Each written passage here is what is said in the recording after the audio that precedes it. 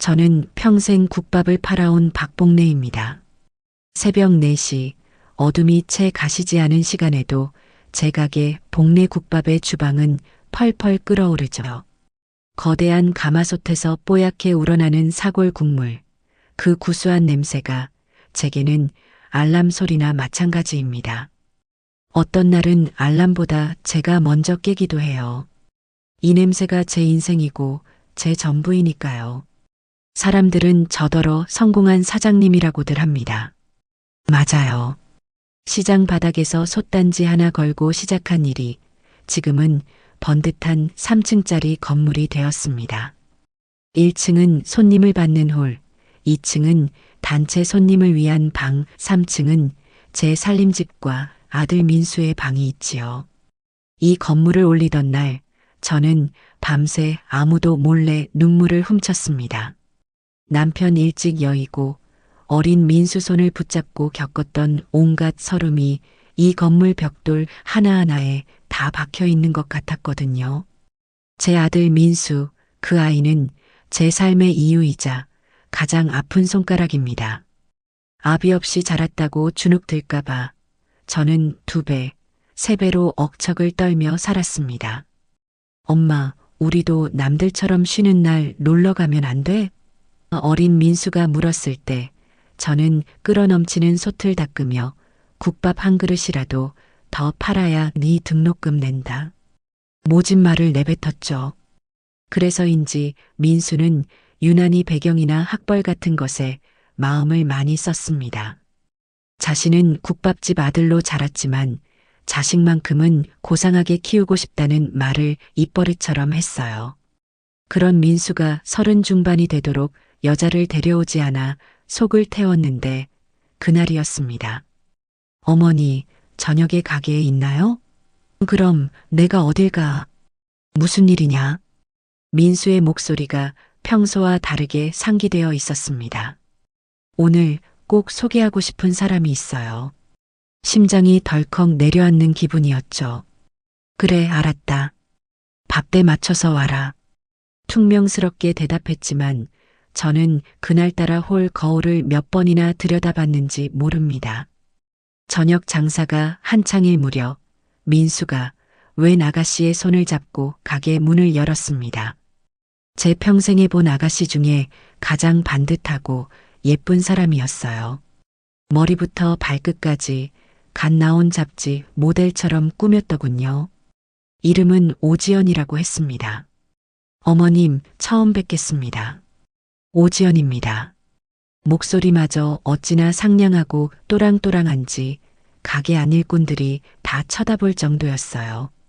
저는 일단 웃으며 그들을 3층 살림집으로 안내했습니다.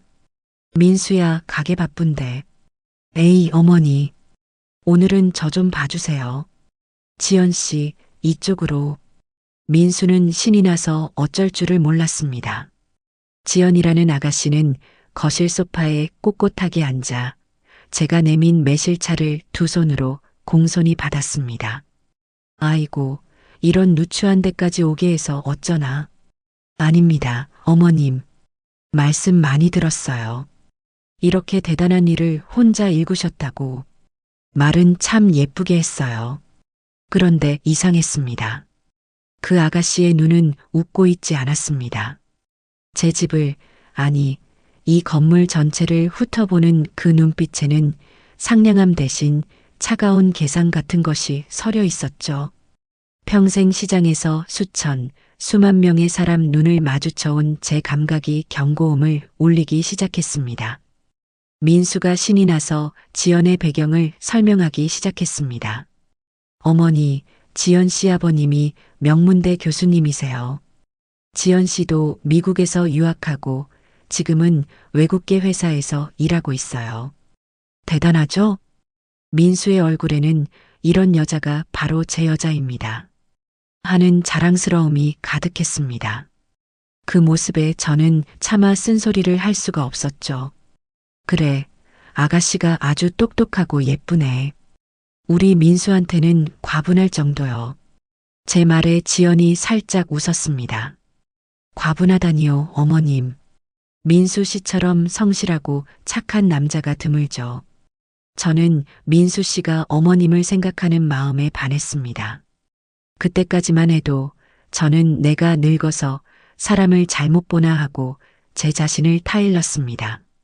아들이 저렇게 좋다는데 아비 없는 자식으로 키운 게 미안해서라도 이번만큼은 민수가 원하는 대로 해주고 싶었어요. 문제는 식사를 하러 1층 홀로 내려왔을 때 터졌습니다. 지연 씨, 우리 어머니 국밥 맛이 서울에서 제일이야. 한번 먹어봐. 어머, 기대되네요. 마침 저녁 손님이 몰아닥쳐 홀은 전쟁터 같았습니다. 땀 냄새, 깍두기 냄새, 그리고 펄펄 끓는 육수 냄새가 뒤엉켜 있었죠. 저는 늘 맡는 냄새라 아무렇지 않았지만 지연은 그게 아니었던 모양입니다. 자리에 앉자마자 가방에서 작은 향수병을 꺼내 손수건에 몇 방울 떨어뜨리더니 그걸로 코를 살짝 가리더군요. 그 짧은 순간을 저는 놓치지 않았습니다. 민수는 그걸 보지 못했죠. 자, 여기 특으로 2그릇요. 제가 직접 주방에 들어가 국밥을 말았습니다. 뻔히 일하는 아주머니들이 계셨지만 예비 며느리에게는 제 손맛을 보여주고 싶었어요. 뜨끈한 뚝배기를 쟁반에 받쳐나가는데 지연과 민수의 대화가 들렸습니다. 민수 씨, 근데 어머니가 언제까지 이 일을 하실 거래? 무슨 소리야? 어머니한테는 이 가게가 전부나 마찬가지야. 그래도 이제 연세도 있으신데. 솔직히 말해서 이런 일은 너무 고되잖아. 냄새도 그렇고, 냄새. 그 단어가 제 심장을 쿵 하고 때렸습니다. 제게는 자부심이었던 이 냄새가 저 아가씨에게는 그저 고된 일의 증거일 뿐이었던 겁니다. 어머니 오신다. 민수의 말에 지연은 얼른 표정을 바꾸고 다시 상냥하게 웃었습니다. 어머님 직접 가져다 주시고 감사합니다. 저는 아무렇지 않은 척 뚝배기를 내려놓았습니다. 천만에요. 많이 먹어요, 지연 양. 지연은 숟가락을 들어 국물을 한두 번 깨작거리더니 이내 숟가락을 내려놓았습니다. 왜 입에 안 맞아? 민수가 걱정스럽게 물었죠. 아니요, 맛있어요. 그런데 제가 원래 이런 탕 종류를 잘 못 먹어서요. 점심을 좀 늦게 먹기도 했고, 그녀는 밥알이 하나도 들어가지 않은 숟가락을 냅킨으로 깨끗하게 닦아 내려놓았습니다. 그 모습이 어찌나 정갈하고 또 이질적인지 이 국밥 한 그릇에 담긴 제 세월을 전부 부정당하는 기분이었습니다. 식사가 끝나고 가게 앞에서 2사람을 배웅했습니다. 민수는 이미 지연에게 푹 빠져 정신이 없는 듯 보였죠. 어머니, 지연 씨랑 저 진지하게 결혼 생각하고 있습니다. 드디어 올 것이 왔습니다. 조만간 정식으로 양가 부모님 뵙고 날 잡으려고요. 허락해 주실 거죠? 민수는 제 대답을 듣기도 전에 지연의 손을 꽉 잡았습니다. 지연은 수줍은 듯 고개를 숙였지만 그 입꼬리가 살짝 올라가는 것을 저는 보았습니다. 저는 민수를 실망시키고 싶지 않았습니다. 평생 어머니 소리 한 번 제대로 못 듣고 산 제 인생이 불쌍해서라도 저렇게 반듯한 며느리를 얻는 게 맞다고 생각했죠. 제 감이 틀렸기를 바라면서요. 그래, 우리 아들이 좋다는데 내가 반대할 게 뭐 있나? 제 허락이 떨어지자 지연이 고개를 번쩍 들었습니다. 어머님 감사합니다. 제가 정말 민수 씨 행복하게 해줄게요. 그리고는 저를 가볍게 끌어안았습니다. 비싼 향수 냄새가 확 풍겨왔죠. 그 냄새가 제 국밥 냄새를 밀어내는 것만 같았습니다. 그리고 어머님, 지연이 제게서 떨어지며 조심스럽게 말을 이었습니다. 다음번에 양가 상견례 할 때는 가게 말고 괜찮은 한정식 집에서 했으면 해요. 뭐? 제 말은 여긴 너무 시끄럽고 또 격식이 좀 그렇잖아요. 아버지가 워낙 격식을 차리시는 분이라서요. 오해 마세요, 어머님. 그녀는 활짝 웃으며 민수의 팔짱을 꼈습니다. 가요, 민수 씨. 두 사람이 고급 승용차를 타고 떠나는 모습을 저는 낡은 가게 문에 기대어 한참이나 바라보았습니다. 아들의 행복한 얼굴 뒤로 제 식당을 격식 없다고 말하던 지연의 차가운 눈빛이 아른거렸습니다. 격식이라. 저는 제 손을 내려다보았습니다. 평생 굳은 살이 박이고 깍두기 물이 든 손이었죠. 이 손으로 민수를 키우고 이 건물을 올렸습니다. 그날 밤 저는 잠을 이룰 수가 없었어요. 제 아들이, 제 인생 전부를 바친 아들이 어쩌면 제 인생을 통째로 부정하는 여자를 데려온 것일지도 모른다는 불길한 예감이 제 가슴을 무겁게 짓눌렀습니다. 그래도 저는 아들을 믿기로 했습니다. 민수가 저렇게 행복해하는데 그깟 느낌 하나로 아들의 앞길을 막을 수는 없었죠. 하지만 그날의 그 불길한 느낌은 결국 현실이 되어 제 뒤통수를 치러 올 줄은 그때는 정말 꿈에도 몰랐습니다. 그렇게 아들 민수와 지연 양을 보낸 다음 날 저는 평소보다 1시간은 더 일찍 주방에 나왔습니다. 뜬 눈으로 밤을 샜어요. 마음이 천근만근 무겁고 싱숭생숭해서 도무지 잠이 오지 않았습니다. 지연 양의 그 반듯하게 웃던 얼굴, 그러면서도 제 가게를 격식 없다고 말하던 그 차가운 목소리가 밤새 제 귓가를 맴돌았습니다. 아니다, 아닐 거야. 내가 늙은이 노파심이 지나친 게다. 아들이 저렇게 좋다는데 민수가 행복하면 됐지. 저는 애써 고개를 저으며 거대한 가마솥에 불을 당겼습니다. 펄펄 끓는 국물처럼 제 속도 좀 시원하게 끓어넘쳤으면 싶었죠. 그렇게 마음을 다잡으려 애쓴 지 며칠이 흘렀습니다. 민수는 상견례 날짜를 잡아야 한다며 매일 밤 지연 양을 만나고 늦게 들어왔습니다. 3층 제 살림집으로 올라오는 아들의 발소리에는 생전 처음 들어보는 흥이 실려 있었죠. 하지만 그만큼 제 얼굴을 보고 앉아 도란도란 이야기하는 시간은 사라졌습니다. 며느리가 생기기도 전에 아들을 뺏긴 기분이 이런 걸까요? 섭섭한 마음이 드는 건 어쩔 수 없었습니다. 사건은 운명의 장난처럼 그 주 금요일에 터지고야 말았습니다. 점심 장사를 앞두고 산더미처럼 쌓인 물을 앞에 두고 깍두기를 버무리려던 참이었습니다. 가게 전화벨이 그야말로 불이 난 것처럼 요란하게 울렸습니다. 복내 국밥입니다. 사장님, 저 김 실장인데요. 수화기 너머로 들려오는 목소리는 제 오른팔 15년을 저와 함께 이 가게를 지켜온 김 실장이었습니다. 그런데 목소리가 꽉 잠겨서 제대로 나오질 않았습니다. 무슨 일이야, 김 실장? 아침부터 목소리가 왜 그래? 감기 걸렸어? 사장님, 저희 어머니가. 김 실장의 목소리가 울음에 무너져 내렸습니다. 어머니가 지금 위독하다고 연락이 왔습니다. 병원에서 마음의 준비를 하라고. 제 심장이 쿵 하고 바닥으로 떨어지는 것만 같았습니다. 김 실장의 어머니가 몇 년째 편찮으시다는 건 알고 있었지만 이렇게 갑작스러울 줄은 몰랐죠. 아니, 그게 무슨 소리야.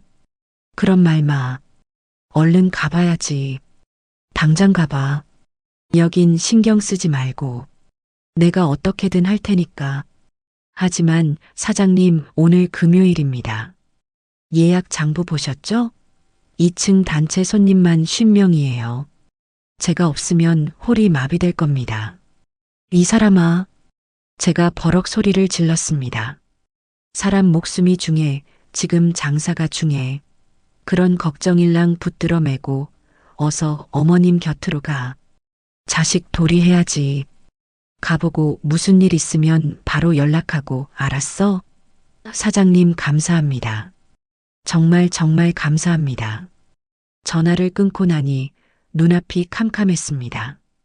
김 실장은 단순히 홀 서빙만 하는 사람이 아니었어요. 직원들 관리부터 수백 개의 주문표를 정리하고 예약 손님을 응대하고 주방과의 소통을 조율하는 이 가게 1층 홀의 사령관이나 마찬가지였습니다. 그런 사람이 하필이면 일주일 중 가장 바쁘고 혼란스러운 금요일 점심시간에 빠지게 된 겁니다. 저는 급히 주방 식구들과 홀 서빙을 맡은 아주머니들을 전부 불러 모았습니다. 다들 들었지. 김 실장이 지금 급한 일로 병원에 갔어. 오늘 점심 우리끼리 어떻게든 버텨내야 해. 다들 얼굴이 하얗게 질리더군요. 사장님, 김 실장님 없이요? 2층 단체 손님은 어떡하고요? 50명 주문이 다 제각각인데. 주문표 정리는요? 저는 그런 거 할 줄 몰라요. 아이고, 오늘 난리 나겠네. 어떻게? 우왕좌왕 그야말로 아수라장이었습니다.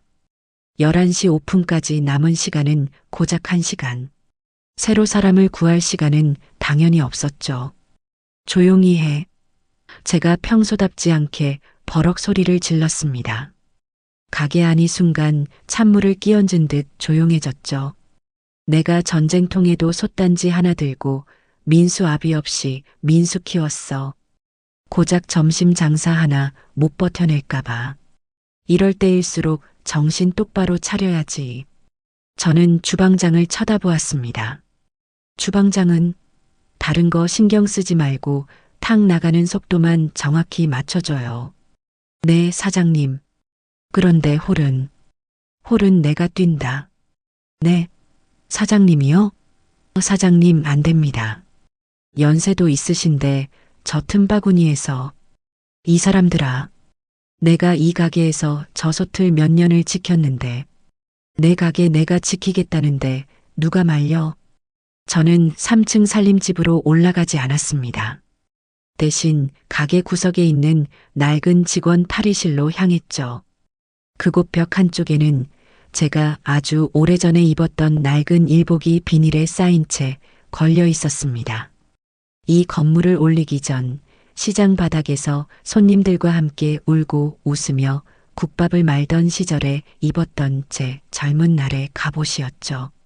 색이 바를 대로 바래고 목덜미는 살짝 해진 남색 몸빼바지와 하얀 면 티셔츠, 그리고 복내 국밥이라는 글자조차 희미해진 붉은색 앞치마.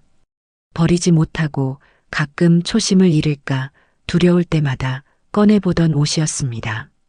저는 망설임 없이 그 옷을 꺼내 입었습니다. 사장님 정말. 탈의실을 따라 들어온 주방장이 제 모습을 보고 말을 잇지 못했습니다. 왜? 꼴이 우스운가? 아닙니다. 사장님 꼭 20년 전 사장님이 여기서 국밥 마시던 그 모습 같습니다. 그래. 20년 전이나 지금이나 내 가게는 내가 지켜야지. 가서 솥이나 잘 봐요. 저는 머리를 질끈 동여매고 위생모를 깊게 눌렀었습니다. 요즘은 다들 모자를 쓰니까 이게 더 자연스러울 테죠. 그리고 얼굴을 가리기 위해 마스크까지 착용했습니다. 이 정도면 저를 복내 국밥 박사장이라고 알아보는 단골 손님은 없을 겁니다. 그저 오늘따라 유난히 손이 빠른 새로운 서빙 아줌마 정도로 보이겠죠. 그때 묘한 생각이 제 머리를 스치고 지나갔습니다. 그래, 지연 양이 말한 그 격식 없는 가게. 그 수준 낮은 직원. 그 아가씨가 제 가게에 무엇을 그리 얕잡아 보았는지 이 가장 낮은 차림으로 직접 확인해 보고 싶다는 오기가 생겼습니다. 어쩌면 제 늙은이 노파심이 맞는지 아니면 평생 수만 명의 사람을 상대해 온 제 감이 맞는지 이번 기회에 똑똑히 알아야 했습니다. 그때 마침 앞치마 주머니에 넣어둔 휴대전화가 요란하게 울렸습니다. 화면에 뜬 이름은 내 아들 민수였습니다. 어머니, 오늘 저녁에 지연 씨랑 같이 식사하려고 하는데 가게 문 좀 일찍 닫으실 수 있어요? 상견례 날짜도 잡고 그리고 지연 씨가 어머님 선물도 샀대요. 민수의 한껏 들뜬 목소리가 수화기 너머로 생생하게 들려왔습니다. 민수야. 제 목소리가 너무 낮게 가라앉아 있었는지 민수가 놀란 듯 되물었습니다. 네, 어머니. 무슨 일 있으세요? 목소리가 왜 그러세요? 아니다. 오늘은 안 되겠다. 내가 오늘 주방에서 새로 개발할 메뉴가 있어서 아마 밤늦게까지 바쁠 것 같아. 에이, 어머니도 무슨 신메뉴를 또 개발하세요. 지금도 장사 잘 되는데. 그럼 지연 씨랑 인사만 드리고 가게에서 저녁 먹으면 안 돼요? 안 된다. 저도 모르게 날카로운 소리가 나갔습니다. 어머니? 아니. 내 말은 주방에 불 쓰고 기름 튀고 해서 정신 사납다. 너는 지연 양이랑 좋은 데 가서 맛있는 거 먹어. 오늘은 가게 쪽으로는 얼씬도 하지 마라. 일하는데 방해된다. 절대 오지 마. 아주 단호하게 말했습니다. 정말 어머니는 못 말린다니까. 알겠어요. 그럼 내일 봬요. 바쁘신데 끊습니다. 전화를 끊고 저는 쓴웃음을 지었습니다. 그래, 네가 격식 있다고 생각하는 그 아가씨랑 좋은 시간 보내라, 아들아. 저는 앞치마 끈을 다시 한번 질끈 동여맸습니다. 11시 30분 가게 문이 열리고 손님들이 굶주린 짐승들처럼 밀려 들어오기 시작했습니다. 사장님, 아니, 이모님, 준비됐죠? 100번이라도 준비됐다. 가자. 저는 쟁반을 높이 치켜들고 20년 전 제 젊은 날이 그랬던 것처럼 지옥불 같은 홀 한복판으로 뛰어들었습니다. 그야말로 지옥이었습니다. 김 실장의 빈자리는 제가 상상했던 것보다 아주 훨씬 더 컸습니다. 평소에는 김 실장의 3번 탁 나가요. 5번 깍두기 추가 하는 지휘 아래 일사불란하게 움직이던 직원들이 구심점을 잃자 그야말로 허둥대기 시작했죠. 이모님, 3번 테이블 주문이 안 들어갔어요. 저기요, 깍두기 좀 더 주세요. 몇 번을 불렀는데. 2층 단체 손님들 음료는 누가 올리는 거야? 주방장님, 아줌마, 우리 건 언제 나와요? 우리보다 늦게 온 사람이 먼저 먹잖아. 가게 안은 순식간에 손님들의 고함 소리와 직원들의 다급한 발소리, 뚝배기 부딪히는 소리, 그리고 제 심장 소리로 뒤엉켰습니다. 저는 쟁반에 국밥 4그릇을 아슬아슬하게 받쳐들고 사람들 사이를 고개하듯 빠져나갔습니다. 특국밥 2개, 보통 2개 나왔습니다. 아, 좀 비켜요. 네, 금방 갑니다. 죄송합니다. 위생모와 마스크로 얼굴을 가렸지만 등줄기에서는 땀이 비 오듯 흘러내렸습니다. 내가 이걸 어떻게 했었나? 20년의 세월이 야속하게 느껴졌죠. 그때는 이보다 더한 일도 거뜬히 해냈는데 고작 1시간 만에 다리가 후들거리고 숨이 턱까지 차올랐습니다. 여기요. 여기 물 좀 줘요. 네, 손님. 금방. 제가 급히 물주전자를 들고 테이블로 향하는데 바닥에 떨어진 숟가락을 미처 보지 못했습니다. 발에 무언가가 걸렸고 저는 중심을 잃고 휘청했습니다. 어머, 제 손에 들려있던 쟁반 위의 물주전자가 공중으로 날아올랐고 쨍그랑, 쿵, 요란한 소리와 함께 바닥으로 떨어졌습니다. 물이 사방으로 튀고 제 낡은 일복 바지가 흠뻑 젖어버렸죠. 홀 안의 모든 시선이 그 시끄럽던 소리가 순간 멈추고 제게로 쏠렸습니다. 아이고, 저 아줌마 칠칠 맞기는. 새로 왔나 봐. 아주 서툴러 죽겠네. 오늘 왜 이래, 이 가게. 사장님은 어디 가시고 저런 사람을. 손님들의 수군거리는 소리가 제 뺨을 때리는 것보다 더 아프게 들려왔습니다. 박복래 고작 이 정도에 무너질 거냐. 저는 이를 악물고 깨진 주전자 조각을 주워 담기 위해 바닥에 주저앉았습니다. 바로 그때였습니다. 딸랑. 가게 문에 달린 풍경이 맑은 소리를 냈습니다. 어머, 웬일이야. 사람 많은 것 좀 봐. 완전 시장통이네, 정말. 그러게. 민수 씨가 여기 서울에서 제일 맛있는 맛집이라고 하더니 진짜인가 봐. 너무나도 익숙하고 또 지금 이 순간 가장 듣고 싶지 않았던 목소리. 저는 젖은 바닥에 주저앉은 채로 천천히 고개를 들었습니다. 지난번과는 비교도 안 되게 화려한 머리부터 발끝까지 값비싼 옷으로 치장한 오지연. 그리고 그 옆에는 지연 못지않게 한껏 꾸민 친구로 보이는 젊은 여자가 서 있었습니다. 두 사람은 이 혼란스러운 국밥집 풍경과는 전혀 어울리지 않는 마치 백화점 1층에서 막 튀어나온 마네킹들처럼 보였죠. 지연은 자리가 날 때까지 기다릴 생각이 전혀 없는 듯 매의 눈으로 두리번거리다가 마침 식사를 마치고 일어서는 테이블을 발견했습니다. 그리고는 망설임 없이 그쪽으로 걸어갔죠. 여기요. 손님이 채 일어나기도 전에 지연이 그 자리를 찜하듯 가방을 내려놓았습니다. 여기 좀 치워줘요. 손가락으로 툭툭 아직 빈 뚝배기와 뼈다귀가 그대로 남아있는 테이블을 가리켰습니다. 저는 깨진 조각을 담은 쓰레받기를 든 채 멍하니 그 모습을 바라보았습니다. 저기요. 못 들었어요? 거기 젖은 바닥에 앉아있는 아줌마. 지연이 저를 발견했습니다. 아니, 정확히는 바닥에 주저앉아 젖은 행주를 들고 있는 웬 늙고 허름한 직원을 발견한 거겠죠.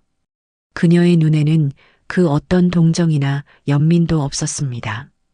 오로지 왜 이렇게 일 처리가 느려 하는 짜증과 참 꼴사납네하는 경멸만이 가득 담겨 있었죠.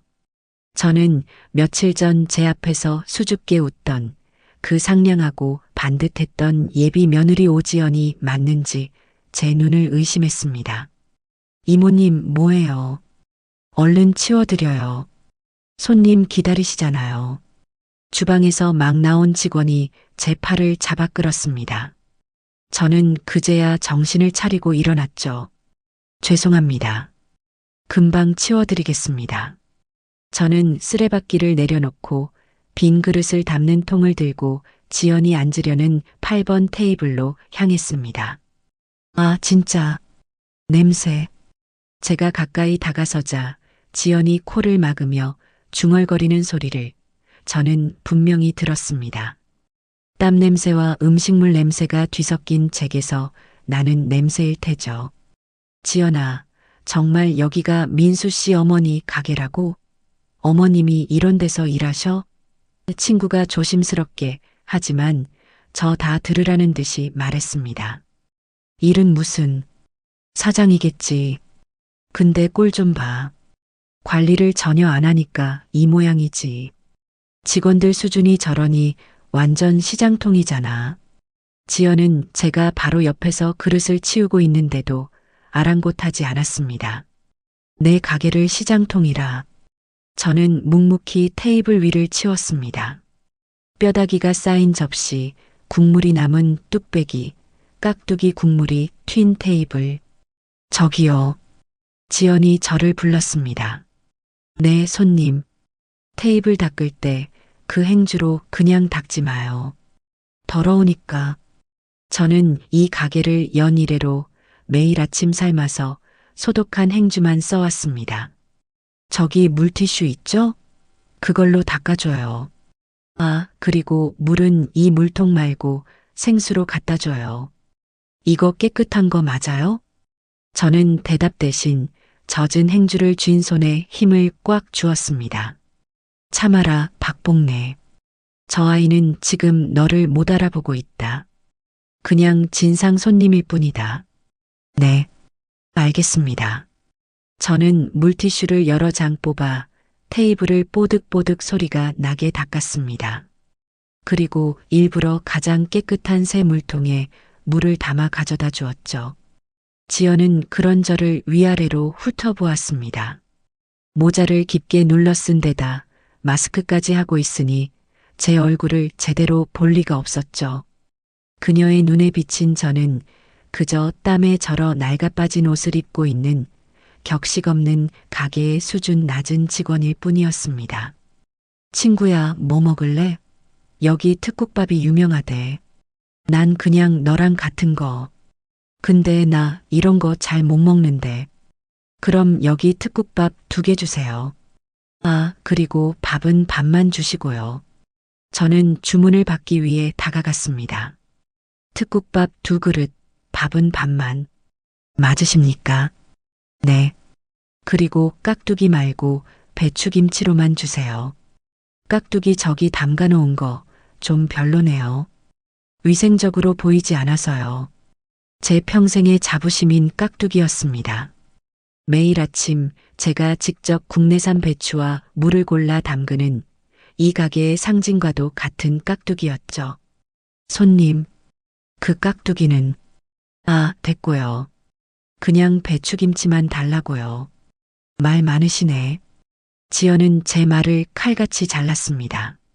그리고는 제가 돌아서려 하자마자 친구를 향해 보란 듯이 말했습니다. 민수 씨 어머니가 가게 관리를 전혀 안 하나 봐. 내가 결혼하면 이런 것부터 싹 다 뜯어 고쳐야겠어. 친구의 눈이 동그래졌습니다. 너가 어떻게? 시어머니신데. 어떻게 하긴. 어차피 이 가게 결혼하면 다 내 거나 마찬가지 아니겠어? 민수 씨는 나한테 꽉 잡혀 있거든. 지연은 마치 여왕이라도 된 것처럼 깔깔 웃었습니다. 그 웃음소리가 방금 깨진 주전자 조각보다 더 날카롭게 제 심장을 후벼 파는 것 같았습니다. 저는 더 이상 아무 말도 할 수 없었습니다. 그저 멍하니 서서 제 아들이 천사라고 부르던 여자의 악마 같은 얼굴을 바라볼 뿐이었죠. 저는 주방으로 돌아와 차가운 벽에 이마를 기댔습니다. 다리가 사시나무처럼 떨려왔죠. 사장님, 괜찮으세요? 얼굴이 아까 그 손님들 때문이죠? 아주 목소리가 호를 쩌렁쩌렁 울리네요. 주방장이 걱정스럽게 물었습니다. 아니, 괜찮아. 저기 8번 테이블, 특국밥 2개, 밥 반 공기, 배추김치만. 목소리가 제대로 나오지 않았습니다. 깍두기 말고요? 우리 집은 깍두기 맛으로 오는데 저런 손님은 처음이네. 됐어. 그냥 그렇게 줘. 배추김치도 제일 깨끗한 걸로 골라서 내줘요. 알겠습니다. 사장님, 진짜 괜찮으세요? 그냥 3층에 올라가서 좀 쉬세요. 저희끼리 어떻게든 해볼게요. 됐어. 내가 시작한 일이야. 내가 끝을 봐야지. 내 가게가, 내 아들이 저런 애한테 꽉 잡혀 있다고? 이 가게를 싹 뜯어 고쳐? 분노가 머리끝까지 차올랐지만 저는 오히려 얼음물처럼 차갑게 식어가는 것을 느꼈습니다. 그래, 어디까지 하나 보자. 저는 뜨거운 뚝배기를 쟁반에 받쳤습니다. 김이 모락모락 피어오르는 국밥이 제 속처럼 부글부글 끓고 있었습니다. 그래, 박복래. 저 아이는 지금 손님이다. 너는 이 가게 사장이기 이전에 땀 흘려 일하는 종업원이다. 손님에게는 친절해야지. 스스로를 몇 번이나 다독이고 나서야 저는 다시 8번 테이블로 향할 수 있었습니다. 특국밥 2그릇 나왔습니다. 뜨거우니 조심하십시오. 저는 뚝배기를 내려놓았습니다.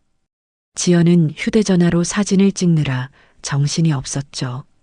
이런 것도 찍어야 민수 씨가 좋아하거든. 친구에게 하는 말이 들렸습니다. 배추김치 여기 있습니다. 저는 일부러 깍두기 국물이 한 방울도 튀지 않은 가장 깨끗한 접시를 골라 테이블 한가운데 놓았습니다. 저기요. 제가 돌아서기도 전에 지연이 또다시 저를 불렀습니다. 네, 손님. 내가 깍두기 말고 배추김치만 달라고 했잖아요. 네. 그래서 배추김치만 드렸습니다. 근데 왜 김치 그릇에 깍두기 국물이 묻어 있어요. 지연이 가리킨 곳을 보니 김치 접시 가장자리에 붉은 깍두기 국물이 한 방울 아주 작게 묻어 있었습니다. 아마 주방에서 다른 그릇과 스치면서 튄 모양이었죠. 아, 죄송합니다. 주방에서 묻은 모양입니다. 바로 됐어요. 치워요. 지연이 숟가락으로 그 김치 접시를 툭 밀어냈습니다. 아, 진짜. 비위상해. 이런 가게에서 뭘 기대하겠어. 친구인 미나의 얼굴이 사색이 되어 말렸습니다. 지연아, 그만해. 사람들이 보잖아. 그냥 먹자. 응? 너 민수 씨한테 잘 보여야 한다며. 뭘 그만해. 이런 건 똑바로 말해야 고치는 거야. 민수 씨도 참 왜 이런 데서 장사를 하는지 몰라. 격식 떨어지게. 그때 지연의 친구가 화제를 돌리려는 듯 물었습니다. 그래도 이 건물 비싸겠다. 위치가 완전 역세권이네. 결혼하면 너 완전 사모님이네. 지연이 콧방귀를 뀌었습니다. 사모님? 무슨 소리야? 내가 이런 낡은 국밥집을 왜 해? 어우, 냄새나. 그럼 민수 씨가 물려받는 거 아니었어? 바로 팔아야지. 제 귀를 의심했습니다. 싹 밀고 주상복합 올린다는 업자랑 이미 얘기 다 끝냈어. 여기 땅값 어마어마한 거 알지? 여기 팔면 강남에 아파트 사고 너한테 샤넬 백 하나 사줄게.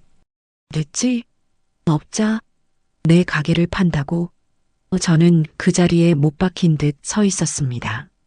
친구 미나가 겁먹은 목소리로 물었습니다. 그래도 시어머니가 가만히 계시겠어? 이 가게가 전부라고 들었는데. 지연은 숟가락으로 국밥을 깨작거리며 세상에서 가장 쉬운 일을 말하듯 답했습니다. 우리 어머니? 아, 민수 씨 어머니. 순진해서 구슬리기 쉬워. 아들밖에 모르거든. 민수 씨만 꽉 잡으면 저 건물, 저 땅 다 내 거야. 노인네 하나 구슬리는 게 뭐 어렵다고.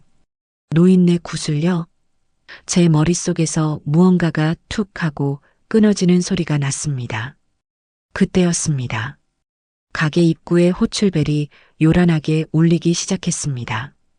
딩동 딩동 딩동 고장이라도 난 것처럼 누군가 벨을 누르고만 있었습니다. 아, 진짜 시끄럽네. 저 벨소리 좀 어떻게 해봐요. 밥 좀 먹자. 지연이 귀를 막으며 소리쳤습니다. 저는 굳어버린 다리를 겨우 움직여 호출벨이 울리는 1번 테이블로 향했습니다. 죄송합니다. 벨이 여기요. 아줌마. 10년 단골인 최 씨 아저씨였습니다. 내가 이 가게 10년 단골이야. 근데 오늘따라 왜 이렇게 어수선해. 김 실장은 어디 가고. 그리고 이 벨 좀 고쳐요. 계속 울리잖아. 네. 손님. 지금 손님이 누르고 계신 뭐. 내가 눌러. 이 아줌마가 지금 무슨 소리를 하는 거야. 알고 보니 최 씨 아저씨 테이블 밑에 떨어진 숟가락을 주우려다 어린 손자가 호출벨을 발로 계속 밟고 있었던 겁니다. 아이고, 죄송합니다. 제가 바로. 저는 허리를 숙여 숟가락을 주워 주었습니다. 그 순간 8번 테이블에서 다시 지연의 목소리가 들려왔습니다. 아, 진짜. 짜증나. 벨소리에 애우는 소리에. 밥이 코로 들어가는지 입으로 들어가는지. 바로 그때였습니다. 지연이 들고 있던 물컵을 제 쪽으로 실수인 척 엎어버린 겁니다. 어머. 차가운 물이 바닥을 닦으려 허리를 숙인 제 등 위로 고스란히 쏟아졌습니다. 가게 안의 모든 소리가 순간 멈췄습니다. 물에 젖은 낡은 티셔츠가 축축하게 제 등에 달라붙었습니다. 10월 말의 쌀쌀한 날씨에 찬물이 뼛속까지 스며드는 것 같았죠. 어머, 어떡해. 미안해요. 지연이 입을 가리며 말했습니다. 하지만 그 눈은 전혀 미안해하고 있지 않았죠. 손이 미끄러졌네. 친구인 미나의 얼굴이 하얗게 질렸습니다. 지연아, 너 왜 그래? 실수라니까. 지연은 뻔뻔하게 어깨를 으쓱했습니다. 저는 천천히, 아주 천천히 일어섰습니다. 등에서 흘러내린 물이 바지까지 적시고 있었죠. 괜찮습니다. 손님, 제 목소리가 얼음장처럼 차갑게 갈라져 나왔습니다. 제가 치우겠습니다. 저는 8번 테이블로 돌아가 아무 말 없이 걸레를 들었습니다. 지연은 그런 저를 보며 오히려 자기가 피해자라는 듯한 표정을 지었습니다. 저기요, 아줌마. 사람 말을 무시해요? 옷 버린 건 어떡할 건데요? 네, 제가 잘못 들었나 싶어 고개를 들었습니다. 아니, 지금 아줌마 때문에 물 쏟아져서 내 치마에 다 튀었잖아요. 이거 얼마짜리인 줄 알아요? 지연이 가리킨 곳을 보니 그녀의 화려한 원피스 끝자락에 물이 몇 방울 튀어 있었습니다. 기가 막혀서 말이 나오지 않았습니다. 손님이 쏟으신 물 아닙니까? 뭐라고요? 지금 나한테 책임을 떠넘기는 거요? 지연이 자리에서 벌떡 일어났습니다. 너가 아까 1번 테이블에서 시끄럽게 어물쩡거리니까 내가 놀라서 물컵을 놓친 거잖아. 그럼 너가 책임져야지. 이봐요. 여기 사장 나오라 그래요. 내가 이딴 대접받으려고 여기 온 줄 알아? 민수 씨한테 다 잃을 거야. 민수 씨한테 다 잃을 거야. 그 말이 제 가슴에 마지막 불을 질렀습니다. 저는 젖은 걸레를 쥔 손을 내려다보았습니다. 그리고 결심했습니다. 그래, 네가 그렇게 원하니 사장을 불러주마. 손님, 왜? 이제 사장 부르러 가게? 늦었어. 이 가게 사장, 접니다. 저는 흠뻑 젖은 제 가슴팍을 가리키며 말했습니다. 그리고 손님이 그렇게 찾는 민수, 제 아들입니다. 저는 마스크를 벗어내렸습니다.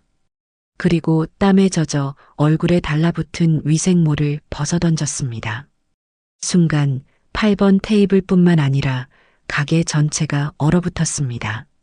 지연의 눈이 제가 평생 본 것 중에 가장 크게 뜨였습니다.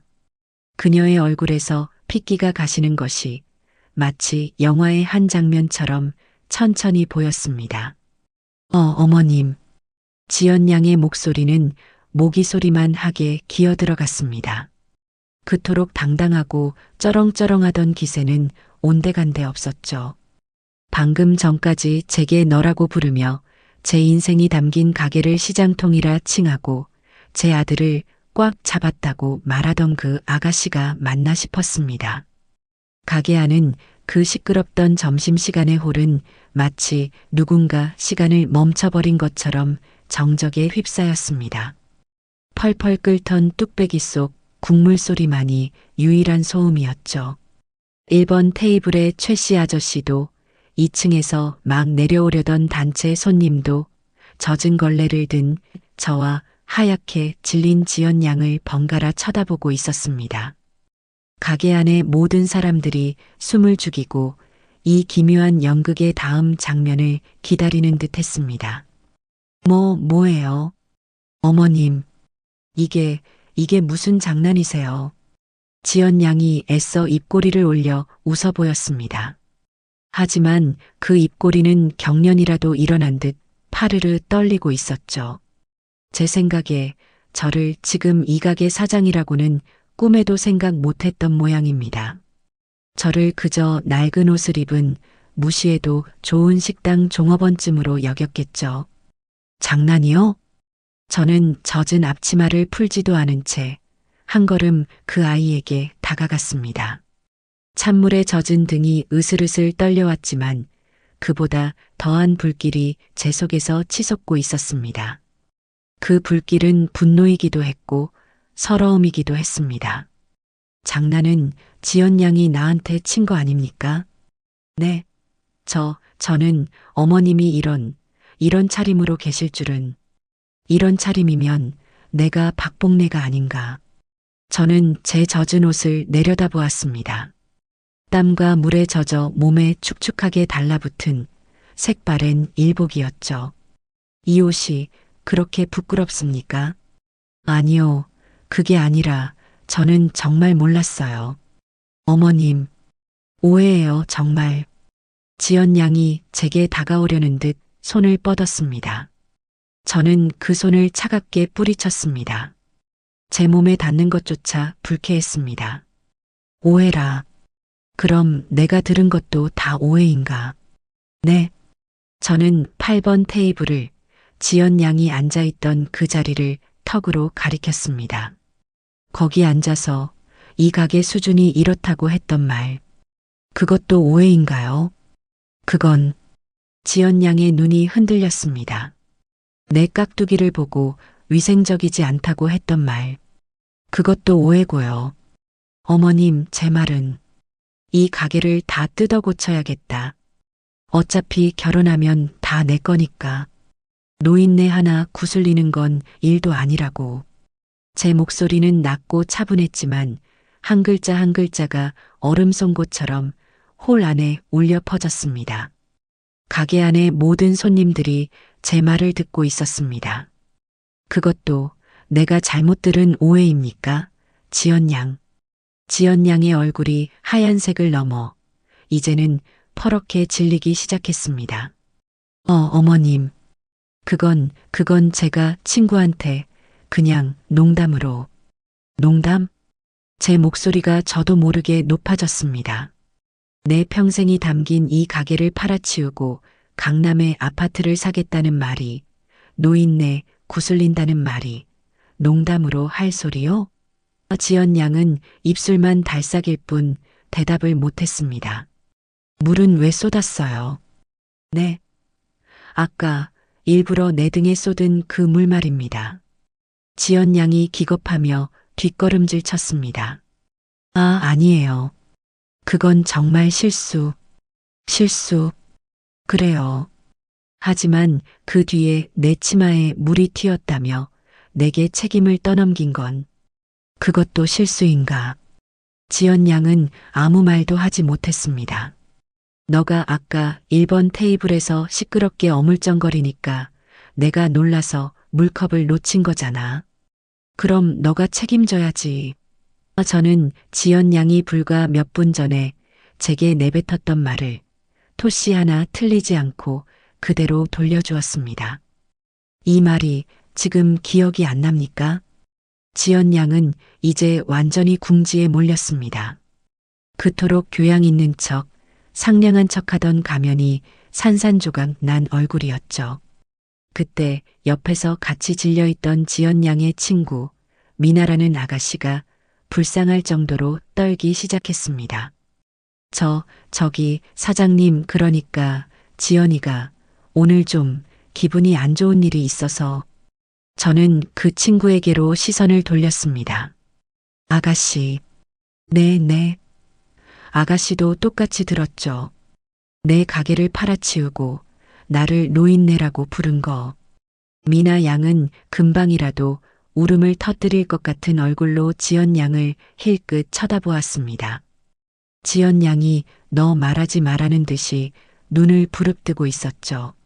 저는 그냥 따라온. 들었냐고 물었습니다. 제 단호한 물음에 미나 양은 결국 고개를 끄덕일 수밖에 없었습니다. 네, 들었어요. 죄송합니다, 사장님. 지연아. 미나 양이 지연 양의 팔을 붙잡고 흔들었습니다. 너 어떡해. 빨리 사과드려. 너 정말 미쳤어? 어떻게 그런 말을. 닥쳐.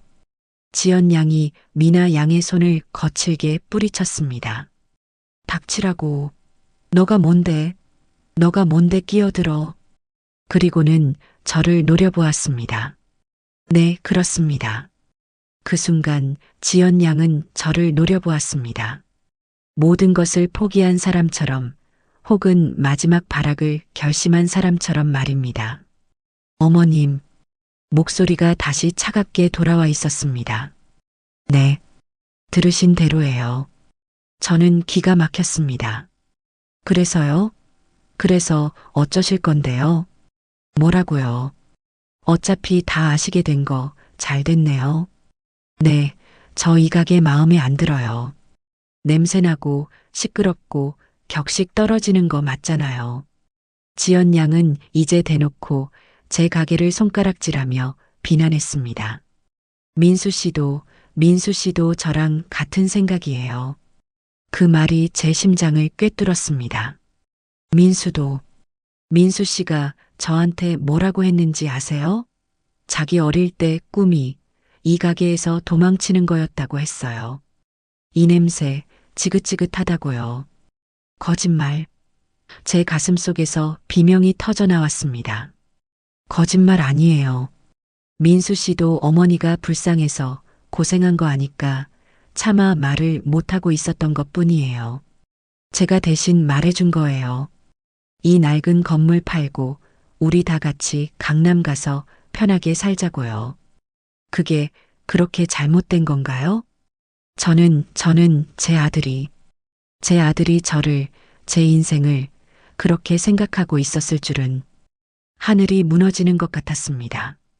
다리에 힘이 풀려 그 자리에 주저앉을 것만 같았죠. 사장님, 그때 1번 테이블의 10년 단골 최 씨 아저씨가 자리에서 벌떡 일어났습니다. 사장님, 저런 말도 안 되는 소리에 흔들리시면 안 됩니다. 맞아요, 사장님. 여기저기서 단골 손님들의 목소리가 터져 나왔습니다. 우리가 이 집 국밥을 몇 년을 먹었는데 저 아가씨가 뭘 안다고 저런 망발을. 주방에서도 주방장과 직원들이 놀라서 뛰쳐나왔습니다. 사장님, 괜찮으세요? 저 아가씨가 지금 무슨 소리를 하는 거야? 지연 양은 이 모든 상황이 자신에게 불리하게 돌아가자 최후의 발악을 하기 시작했습니다. 뭐예요? 당신들 다 뭐야? 왜 남의 집안일에 끼어들어?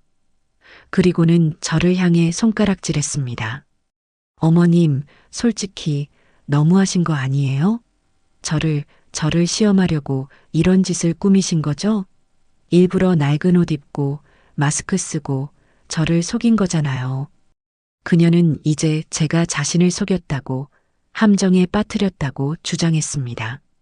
사람을 이렇게 기만하고 함정에 빠뜨리고 이게 지금 어른이 할 짓이에요?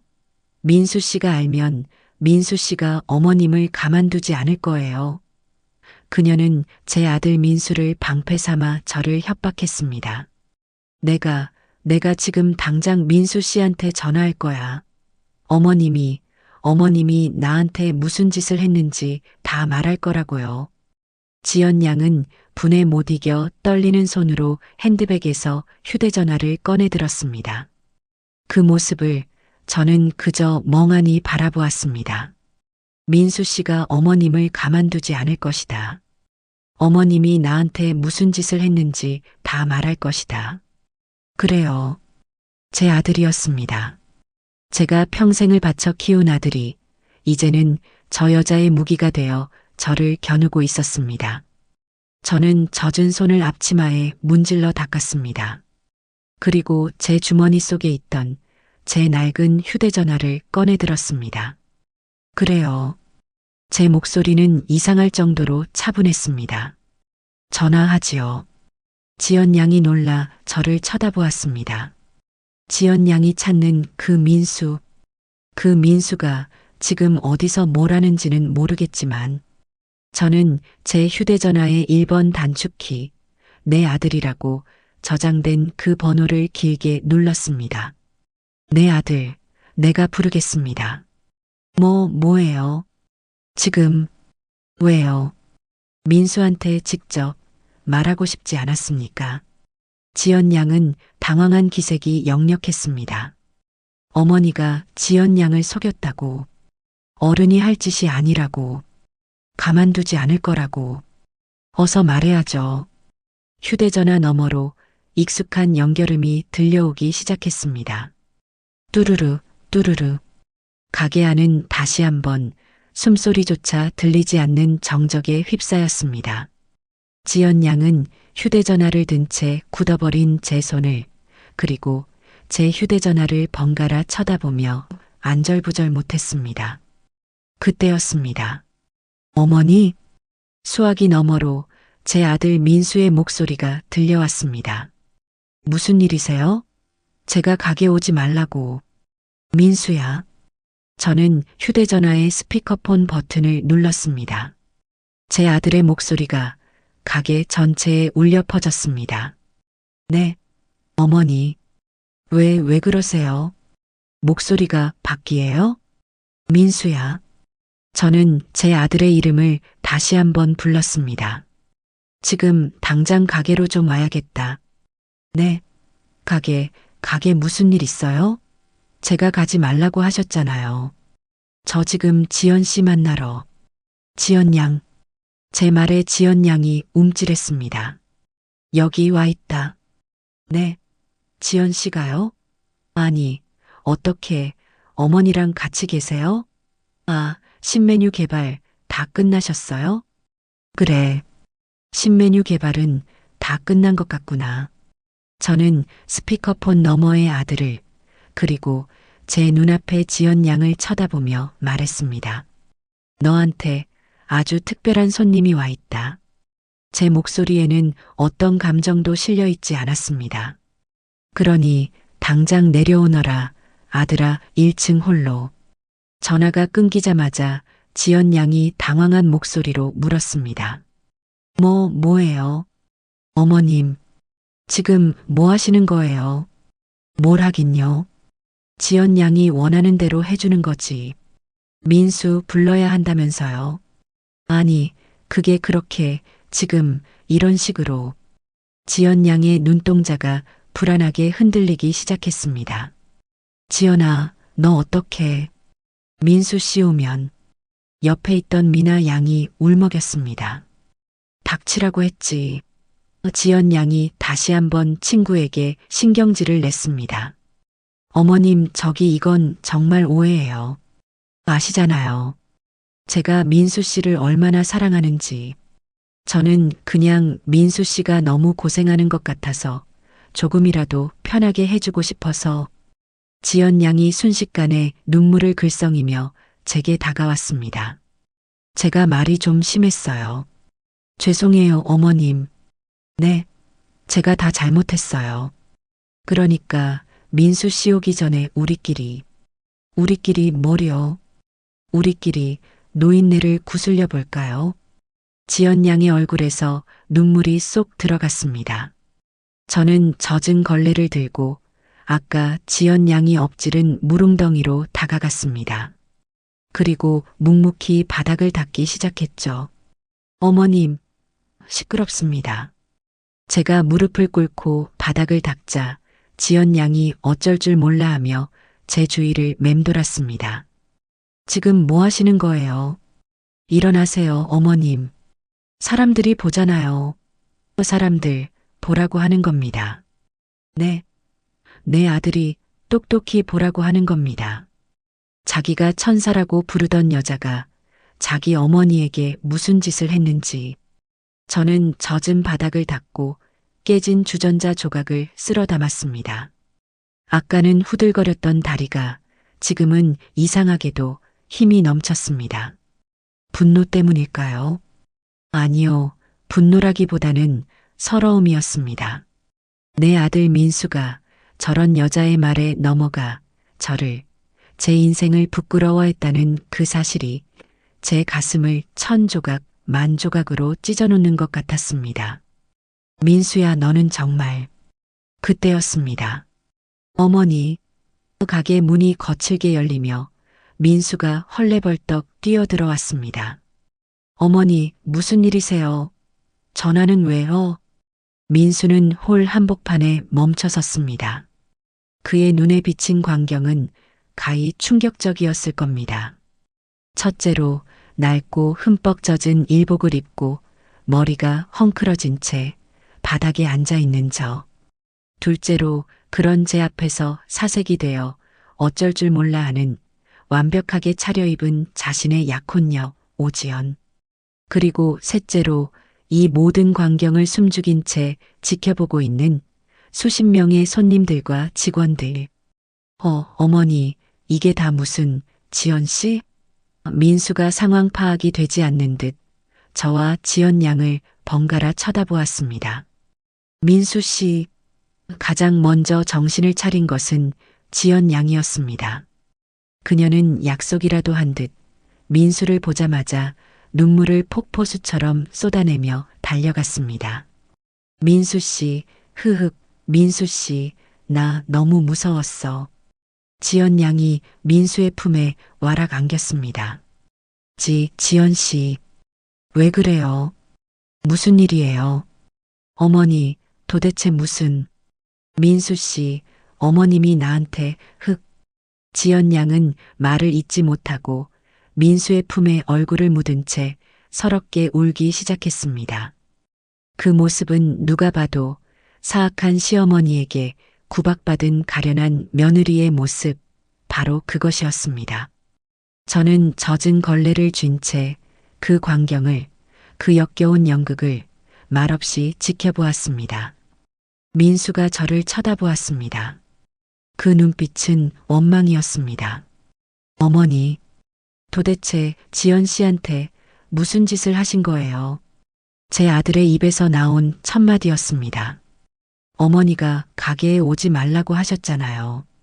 그런데 지연 씨를 이렇게 많은 사람들 앞에서 왜...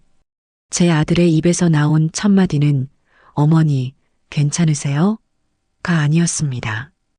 왜 지연 씨를 울렸냐는 질책이었습니다. 헛웃음이 터져 나왔습니다. 그래요. 제가 졌습니다.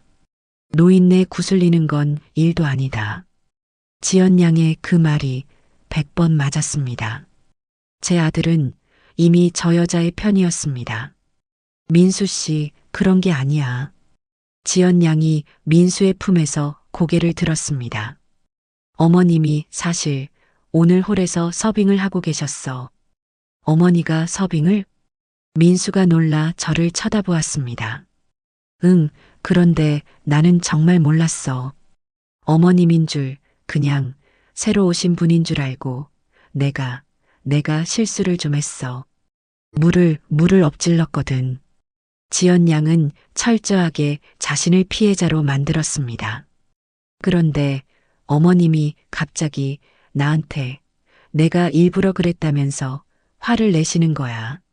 나는 너무 놀라서 민수 씨, 나는 정말 아니야.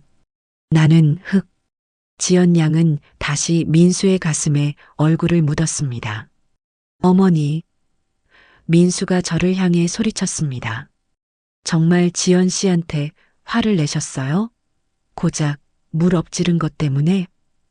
민수는 저를 믿지 않았습니다. 어머니가 왜 그러셨어요? 지연 씨가 얼마나 놀랐겠어요.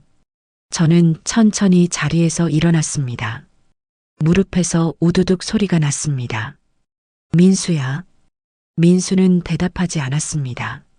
너는 지금 저 여자가 한 말만 듣고 이 어미를 죄인으로 만드는 거냐? 어머니, 그게 아니라 상황이 누가 봐도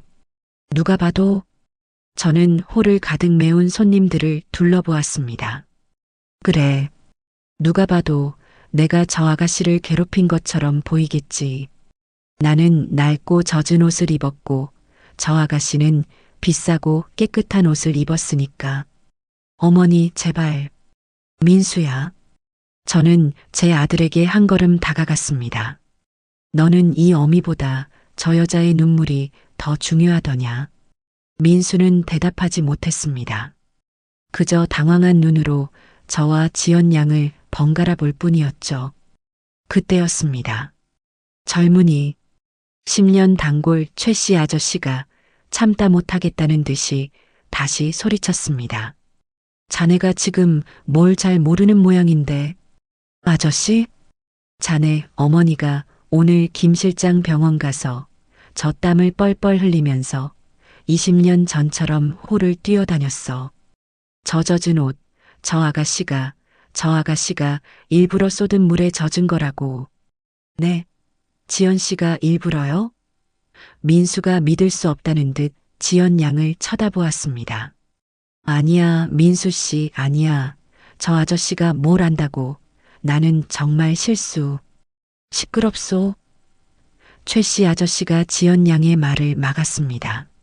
실수? 실수를 해놓고 내 치마에 물 튀었다고 사장님을 윽박지른 것도 실수인가. 민수의 눈이 커졌습니다. 사장님을 노인네라고 부른 것도 실수고. 민수의 얼굴이 굳었습니다. 이 가게를 시장통이라고 부르고 팔아치워야겠다고 말한 것도 다 실수인가. 이 아가씨야. 최 씨 아저씨의 말 한마디 한마디가 민수의 얼굴에 그대로 내리꽂혔습니다. 민수의 얼굴이 하얗게 질려가기 시작했습니다. 지연 씨, 지금 저 아저씨 말이 사실이야? 지연 양은 아무 말도 못했습니다. 너가 우리 어머니한테 노인네라고 그랬어? 아니, 민수 씨, 그건. 지연 양은 민수의 팔을 잡고 매달렸습니다. 그건 오해야. 내가 아까 저 아줌마, 아니, 어머님인 줄 모르고 실수로 화가 나서. 실수로. 민수가 멍하니 중얼거렸습니다. 화가 나서. 그래, 민수 씨, 나 너무 화가 났었어. 여기 너무 시끄럽고 냄새나고 일하는 분이 나한테 불친절하게 굴고, 그래서 나도 모르게. 닥쳐. 얼음장처럼 차가운 목소리였습니다. 민수의 목소리였습니다. 뭐라고, 민수 씨? 민수가 지연 양의 손을 거칠게 뿌리쳤습니다. 닥치라고 했어. 민수는 지연 양을 노려보았습니다. 너가 감히 우리 어머니한테 노인네? 냄새난다고? 민수의 눈이 제가 평생 보지 못했던 불타는 듯한 눈으로 변해 있었습니다. 민수 씨, 그게 아니라 내 말 좀 들어봐. 너는 내가 이 가게를, 이 냄새를 지긋지긋해 했다고 그렇게 말했어? 내가 너한테 이 가게를 팔고 싶다고 그렇게 말했다고? 지연 양이 그제야 자신이 무슨 말을 했는지 깨달은 듯 눈을 동그랗게 떴습니다. 민수 씨, 그건 저번에 나한테. 내가 너한테. 민수가 지연 양에게 한 걸음 다가섰습니다. 내가 너한테 뭐라고 그랬어? 지연 양은 겁에 질려 뒷걸음질 쳤습니다. 어머니가 평생 고생하셨으니까 이제는 좀 쉬게 해드리고 싶다고 그렇게 말하지 않았어? 그랬지. 근데 너는 그 말을 이 가게를 팔아치울 궁리로 들었어? 민수 씨, 너는 우리 어머니의 인생을 강남 아파트 한 채 값으로 그렇게 계산하고 있었어? 아니야, 민수 씨, 나는. 지연 양은 더 이상 아무런 변명도 하지 못했습니다. 그녀는 제 아들 민수를 너무 얕잡아 보았던 겁니다. 민수 씨, 잘못했어. 내가 정말 말이 헛나왔어. 응? 나 한 번만 용서해줘. 지연 양은 이제 그 화려한 옷차림이 무색하게 바닥에 주저앉을 기세로 민수에게 매달렸습니다. 그토록 당당하던 모습은 온데간데 없고 그저 정체가 드러난 순간처럼 비참해 보였습니다. 민수는 그런 지연 양을 아무런 표정 없이 그저 차갑게 내려다보고 있었습니다. 저는 그제야 안도의 한숨을 내쉴 수 있었습니다. 그래, 내 아들, 바보 멍청이는 아니었구나. 이 어미가 널 잘못 본 게 아니었구나. 민수가 천천히 저를 돌아보았습니다. 그 아이의 눈에는 수만 가지 감정이 스쳐 지나갔습니다. 미안함, 부끄러움, 그리고 자신에 대한 깊은 환멸. 어머니, 민수가 제게 무릎을 꿇었습니다. 민수야, 너 뭐 하는 거야? 일어나. 제가 놀라서 아들을 일으키려 했습니다. 하지만 민수는 제 손을 밀어내고 젖은 바닥에 이마가 닿을 듯이 고개를 숙였습니다. 어머니, 제가 죽을 죄를 지었습니다. 제 아들이 저에게 사죄하고 있었습니다. 제가 저런 여자를 알아보지 못하고 어머니 속을 이렇게 시커멓게 태웠습니다. 민수의 어깨가 들썩이기 시작했습니다. 제 아들이 울고 있었습니다. 이 가게의 모든 손님들과 직원들이 보는 앞에서 제 아들이 흙바닥에 엎드려 울고 있었습니다. 민수 씨, 일어나, 일어나, 제발. 지연 양이 기겁해서 민수를 잡아 끌었습니다. 사람들이 보잖아. 이게 무슨 망신이야.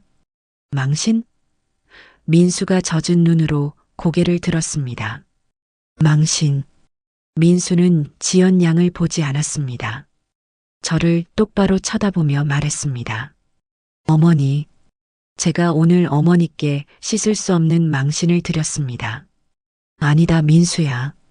일어나라 어서. 아닙니다. 민수는 고개를 저었습니다. 그리고 곁에 서 있던 지연 양을 쳐다보았습니다.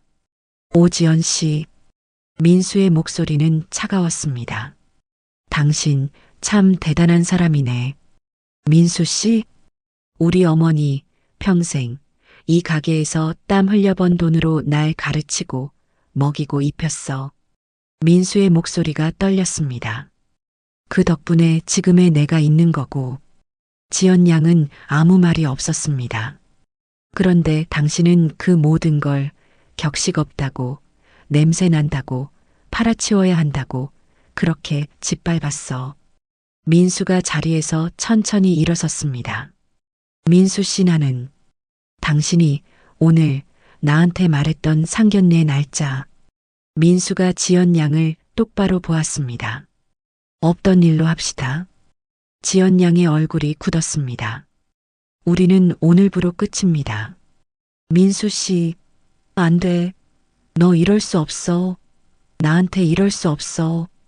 지연 양이 악을 쓰며 민수에게 달려들었습니다. 당신이 나한테 어떻게 이래. 내가 당신 때문에. 손대지 마. 민수가 얼음장 같은 목소리로 말했습니다.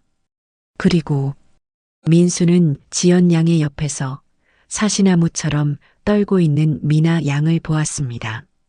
당신 친구도 데리고. 민수는 결연했습니다. 다시는 내 눈앞에, 그리고 우리 어머니 눈앞에. 민수가 말을 마쳤습니다. 나타나지 마. 너. 지연 양은 분에 못 이겨 온몸을 떨었습니다. 너 후회하게 될 거야. 내가 누군지 알고. 누군데요? 제가 입을 열었습니다. 지연 양 아버지가 명문대 교수님이라고 했죠? 지연 양의 눈이 흔들렸습니다. 그분께도 지금 이 상황을 다 말씀드려야겠네요. 지연 양이 숨을 멈췄습니다. 내 아들과 내 가게를 상대로 사기를 치려 했다고. 사기라니요, 어머님. 그럼 꽃뱀이라고 불러드릴까요? 지연 양의 얼굴이 마지막 남은 핏기마저 사라지고 그야말로 백지가 되었습니다. 그녀는 더 이상 아무 말도 하지 못했습니다. 그저 이 모든 상황이 믿기지 않는다는 듯 저와 민수 그리고 홀 안의 사람들을 멍하니 쳐다볼 뿐이었죠. 뭐합니까? 안 가고. 지연 양이 움찔했습니다. 내 가게에서, 내 아들 앞에서, 내 손님들 앞에서 더 비참해지고 싶지 않으면. 저는 지연 양을 똑바로 바라보았습니다. 당장 나가요. 지연 양은 한참을 그렇게 서 있었습니다. 그리고는 괴상한 비명소리를 지르며 가게 밖으로 뛰쳐나갔습니다. 지연아, 같이 가. 친구 미나 양도 허둥지둥 그 뒤를 따라 나갔죠. 딸랑. 가게 문에 달린 풍경 소리가 그날따라 유난히 크게 울렸습니다. 폭풍이 지나갔습니다. 홀 안에는 다시 정적이 찾아왔습니다. 저는 그제야 젖은 걸레를 든 제 손이 덜덜 떨리고 있다는 것을 깨달았습니다. 홀 안은 폭풍이 모든 것을 핥히고 지나간 자리 같았습니다. 정적이 흘렀습니다. 아무도 아무 말도 하지 않았습니다. 모든 손님들과 직원들이 홀 한가운데 멍하니 서 있는 저와 제 앞에 고개를 숙인 채 서 있는 아들 민수를 바라보고 있었습니다. 그제야 제 손이 보였습니다. 젖은 걸레를 쥔 제 손이 사시나무처럼 떨리고 있었습니다. 다리에 힘이 풀렸습니다. 사장님, 주방장이 놀라 저를 부축했습니다. 괜찮으세요, 사장님? 아, 괜찮아. 괜찮고 말고. 저는 주방장의 팔을 붙잡고 겨우 몸을 가누었습니다. 그리고 제 아들을 보았습니다. 민수는 그 자리에 못 박힌 듯 서서 텅 빈 가게 문만 바라보고 있었습니다. 그 뒷모습이 어찌나 처량하고 안쓰럽던지요. 민수야. 제가 불렀습니다. 민수는 차마 저를 돌아보지 못했습니다. 어머니, 제가 됐다. 저는 그 아이의 등을 향해 말했습니다. 일단 일어나라.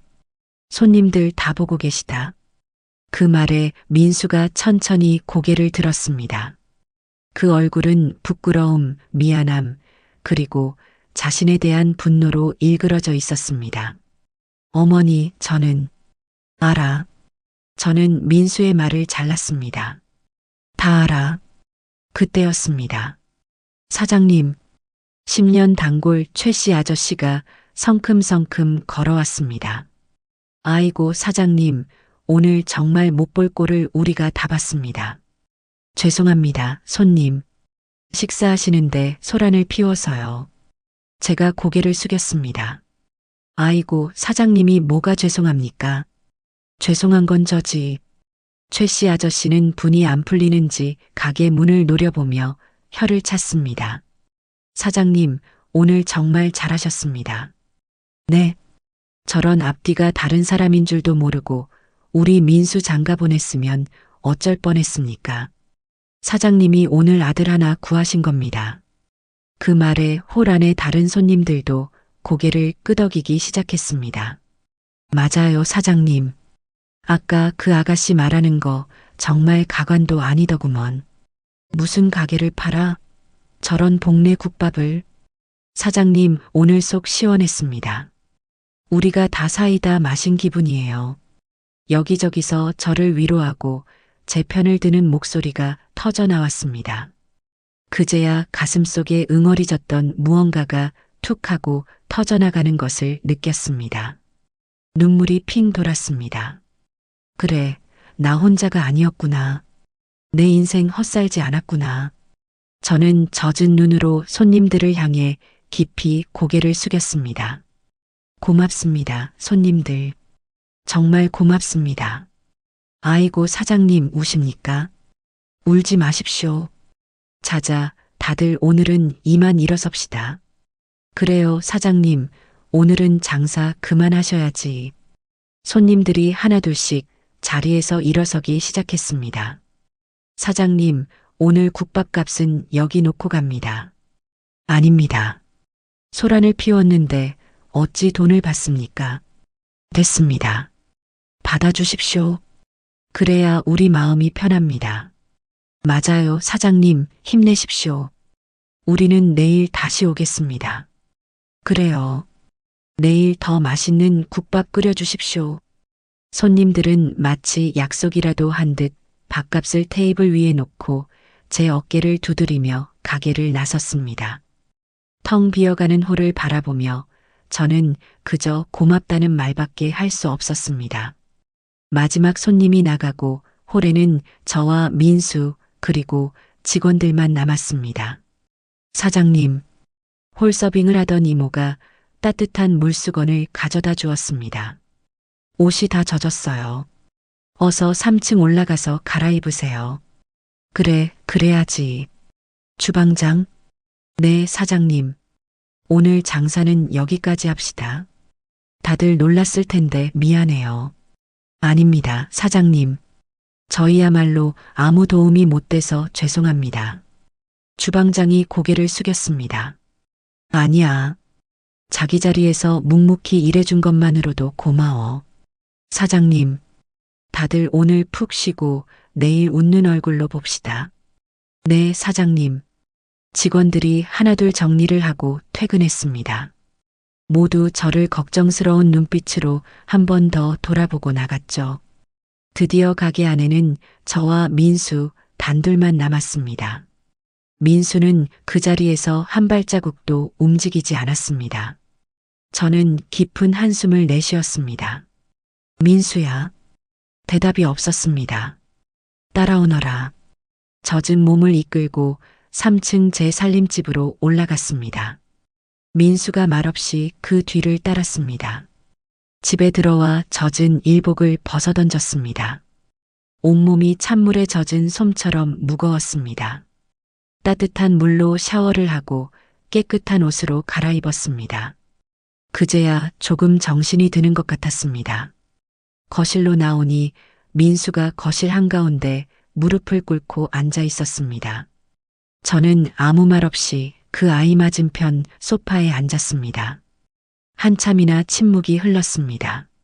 어머니, 먼저 입을 연 것은 민수였습니다. 제가 잘못했습니다. 그의 목소리는 무겁게 가라앉아 있었습니다. 제가 어머니께 죽을 죄를 지었습니다. 민수는 고개를 들지 못했습니다. 뭐가? 제가 물었습니다. 뭐가 죽을 죄냐? 민수는 잠시 망설였습니다. 저런 여자를 데려온 것, 저런 여자의 말만 믿고 어머니를 의심한 것, 어머니가 평생 지켜온 이 가게를 저런 여자 때문에 팔아치우려 했던 것. 민수는 자책했습니다. 그 모든 게 제 잘못입니다. 민수의 목소리가 젖어 있었습니다. 민수야. 네, 어머니. 너 정말 이 가게 팔고 싶었냐? 제 물음에 민수가 고개를 번쩍 들었습니다. 아닙니다, 어머니. 절대 아닙니다. 그의 목소리는 단호했습니다. 그럼 아까 지연 양이 한 말은 뭐냐? 너도 이 냄새 지긋지긋하다고 말했다면서. 민수의 얼굴이 다시 고통으로 일그러졌습니다. 그건 제 말이 와전된 겁니다. 와전? 네, 저는 그렇게 말한 적이 없습니다. 그럼 뭐라고 말했어? 말해봐라. 이 어미 귀에 똑똑히 들리게. 저는 민수가 어렵게 입을 열었습니다. 어머니가 평생 이 가게에서 고생만 하셨으니까 이제는 이 지긋지긋한 국밥 냄새 안 맡고 좀 편하게 쉬셨으면 좋겠다고 말했습니다. 그 말이 쉬셨으면 좋겠다는 말이 그 여자 귀에는 가게를 팔자로 들렸던 겁니다. 저는 눈을 감았습니다. 쉬게 해주고 싶었다. 제 아들의 진심은 그것이었습니다. 민수야. 네, 어머니. 너는 이 어미가 이 가게를 떠나면 행복할 거라고 생각했냐? 어머니, 이 국밥 냄새가 이 시장통 같은 홀이 내 인생 전부인데 그걸 버리는 게 쉬는 거라고 생각했냐? 민수는 아무 대답도 하지 못했습니다. 제가 어리석었습니다, 어머니. 저는 그저 비싼 옷, 좋은 차 그런 게 행복인 줄 알았습니다.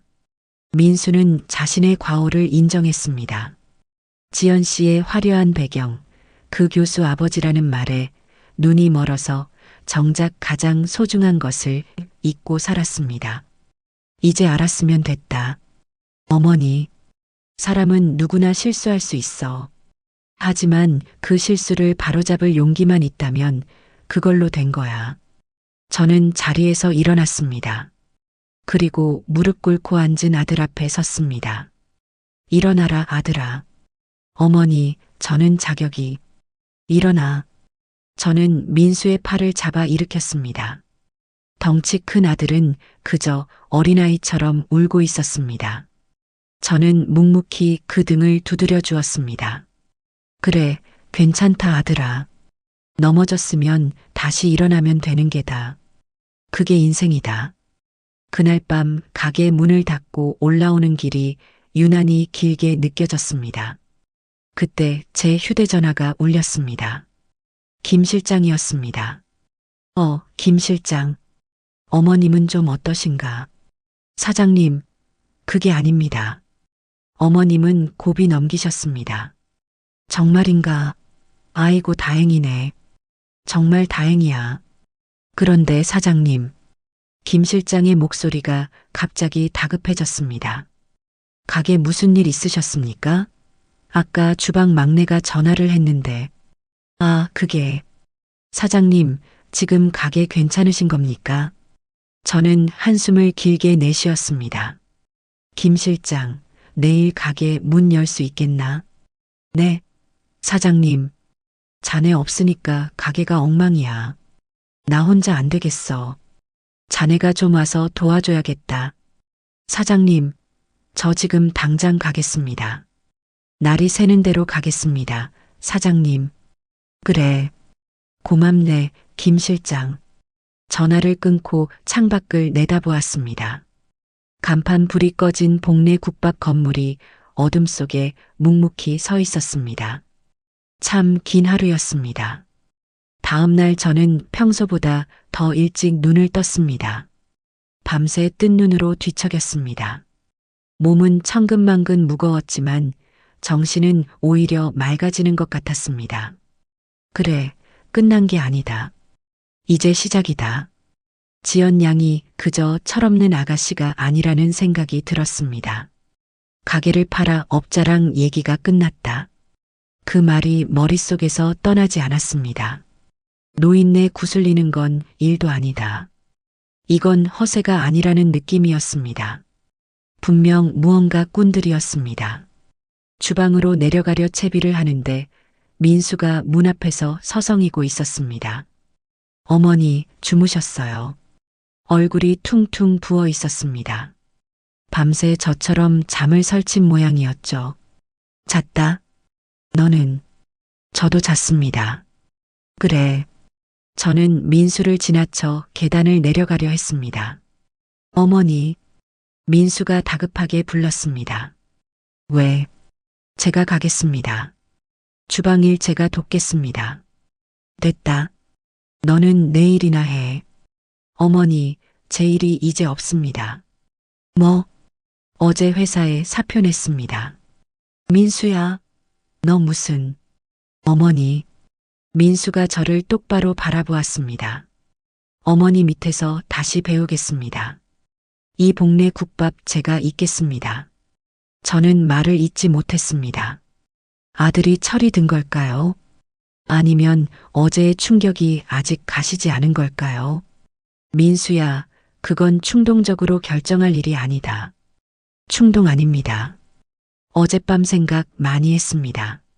제가 잘못 살았습니다. 이제는 제대로 살겠습니다. 어머니 가게 제가 지키겠습니다. 그때였습니다. 사장님, 저 왔습니다. 아래층에서 김 실장의 목소리가 들려왔습니다. 저는 민수와 눈을 마주쳤습니다. 내려가자. 김 실장은 눈이 벌겋게 충혈된 얼굴로 홀 한가운데 서 있었습니다. 어머님은 뵙고 온 건가? 네, 사장님. 동생들한테 맡기고 왔습니다. 이제 고비 넘기셔서 괜찮습니다. 그래, 고생했다. 사장님, 어제 일은 다 들었습니다. 김 실장이 주먹을 꽉 쥐었습니다. 제가 자리를 비우는 바람에 사장님께서 그런 험한 일을. 됐다. 자네 탓이 아니야. 민수 도련님도 나오셨네요. 민수는 김 실장을 제대로 쳐다보지 못했습니다. 김 실장님 죄송합니다. 저 때문에. 아닙니다, 도련님. 어서 정신 차리시고 사장님 잘 보필해 드리십시오. 네, 그렇게 하겠습니다. 그날 아침 복내 국밥은 다시 문을 열었습니다. 김 실장이 홀을 지휘하고 주방장이 솥을 지키고 저는 깍두기를 버무렸습니다. 그리고 제 아들 민수가 제 옆에서 묵묵히 물을 썰기 시작했습니다. 어제 그 소동을 겪었던 손님들이 정말 약속이라도 한 듯 가게 문을 열자마자 밀려 들어왔습니다. 사장님, 오늘은 그 헌옷 안 입으셨네요. 최 씨 아저씨였습니다. 하, 어서 오십시오. 오늘은 깨끗한 옷 입었습니다. 아이고, 근데 저 총각은 민수 아니야? 손님들이 주방 입구에서 물을 썰고 있는 민수를 발견했습니다. 어머, 진짜네. 민수 맞네. 아니, 멀끔하게 회사 다니던 총각이 왜 저기서. 민수는 사람들의 시선에 얼굴이 벌개졌습니다. 안녕하세요. 저 오늘부터 어머니 일 돕기로 했습니다. 아이고, 잘 생각했네. 잘 생각했어. 그래, 진작 그랬어야지. 사장님, 이제 든든하시겠네. 격려가 쏟아졌습니다. 민수는 어색하게 웃으며 다시 물을 썰었습니다. 칼질이 서툴러 무 조각이 이리 튀고 저리 튀었습니다. 그 모습이 우습고도 대견했습니다. 민수야, 손 벤다. 똑바로 썰어라. 괜히 핀잔을 주었습니다. 점심 장사가 정신없이 지나가고 오후에 한숨 돌리려는데 민수가 봉투 하나를 내밀었습니다. 어머니, 이게 뭐냐? 어제 그 여자, 오지연 관련 자료입니다. 자료? 네. 제가 어젯밤 잠이 안 와서 좀 알아봤습니다. 저는 봉투를 열어보았습니다. 그 안에는 지연 양이 말했던 명문대 교수 아버지가 대학 교직원 명단에 없다는 증명서, 지연 양이 다닌다던 외국계 회사가 실제로는 존재하지 않는 유령 회사라는 자료, 그리고 부동산 개발 사기로 피해를 본 사람들이 인터넷에 올려둔 글들이 출력돼 들어 있었습니다. 민수야, 이건 맞습니다, 어머니. 그 여자는 전문꾼이었습니다. 민수의 목소리가 낮아졌습니다. 저처럼 부모님이 가게나 건물을 가진 외아들들에게 접근해서 결혼을 미끼로 재산을 가로채는 집단 같습니다.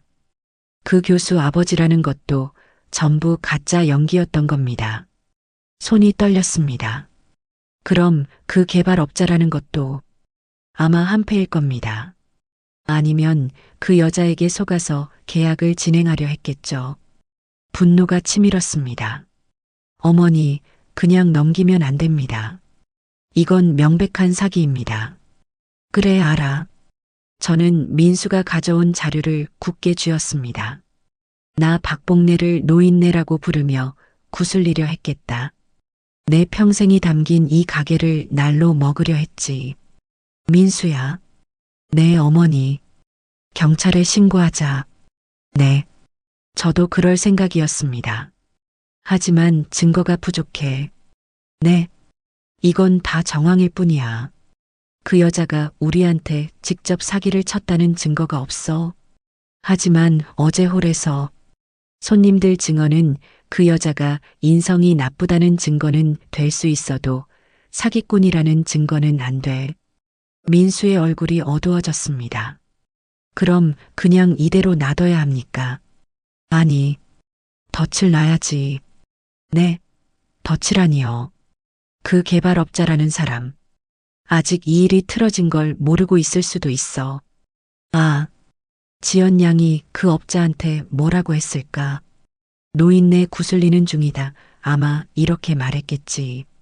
그렇겠네요. 그럼 그 업자는 지금 우리가 넘어오기만 기다리고 있을 거야. 저는 김 실장을 불렀습니다. 어제 그 아가씨가 홀에서 떠들던 말 중에 김이사라는 사람 이름 기억나나?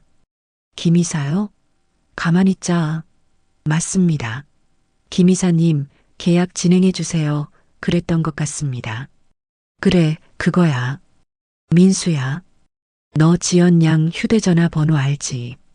네, 알죠. 그 전화 놔줘봐라.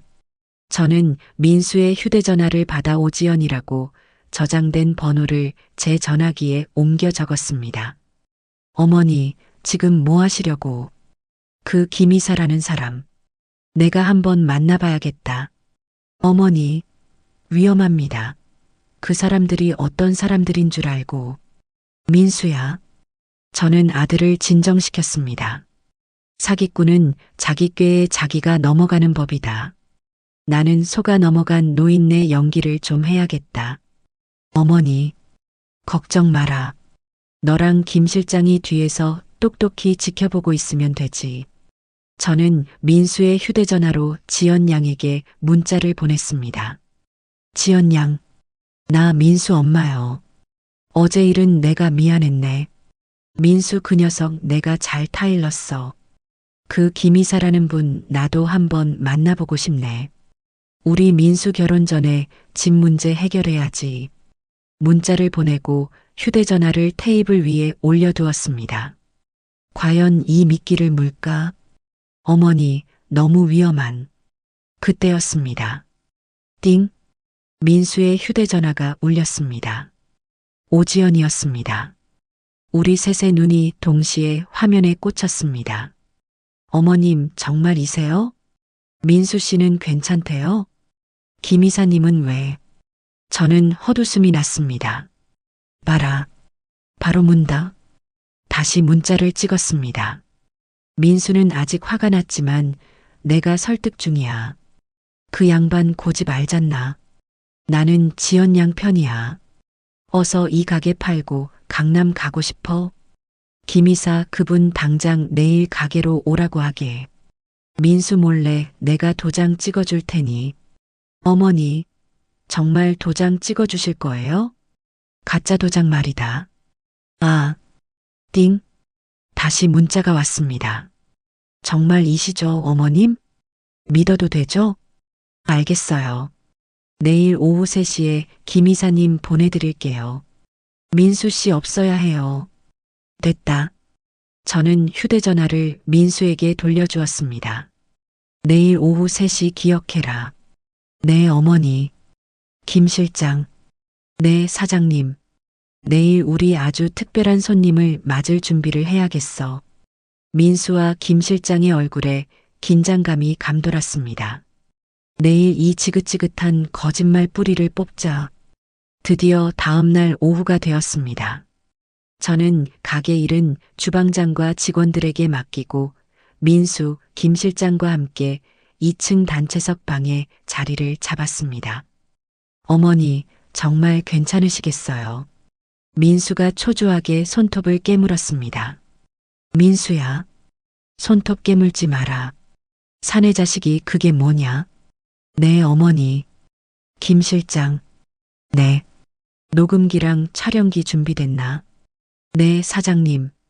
저기 화분 뒤에 카메라 설치해뒀고 제 주머니에 녹음기도 있습니다. 걱정 마십시오. 민수, 너는 옆방에서 조용히 있어. 어머니, 저도 같이. 안 된다. 내 얼굴 보면 그 김이사가 눈치챌 거야.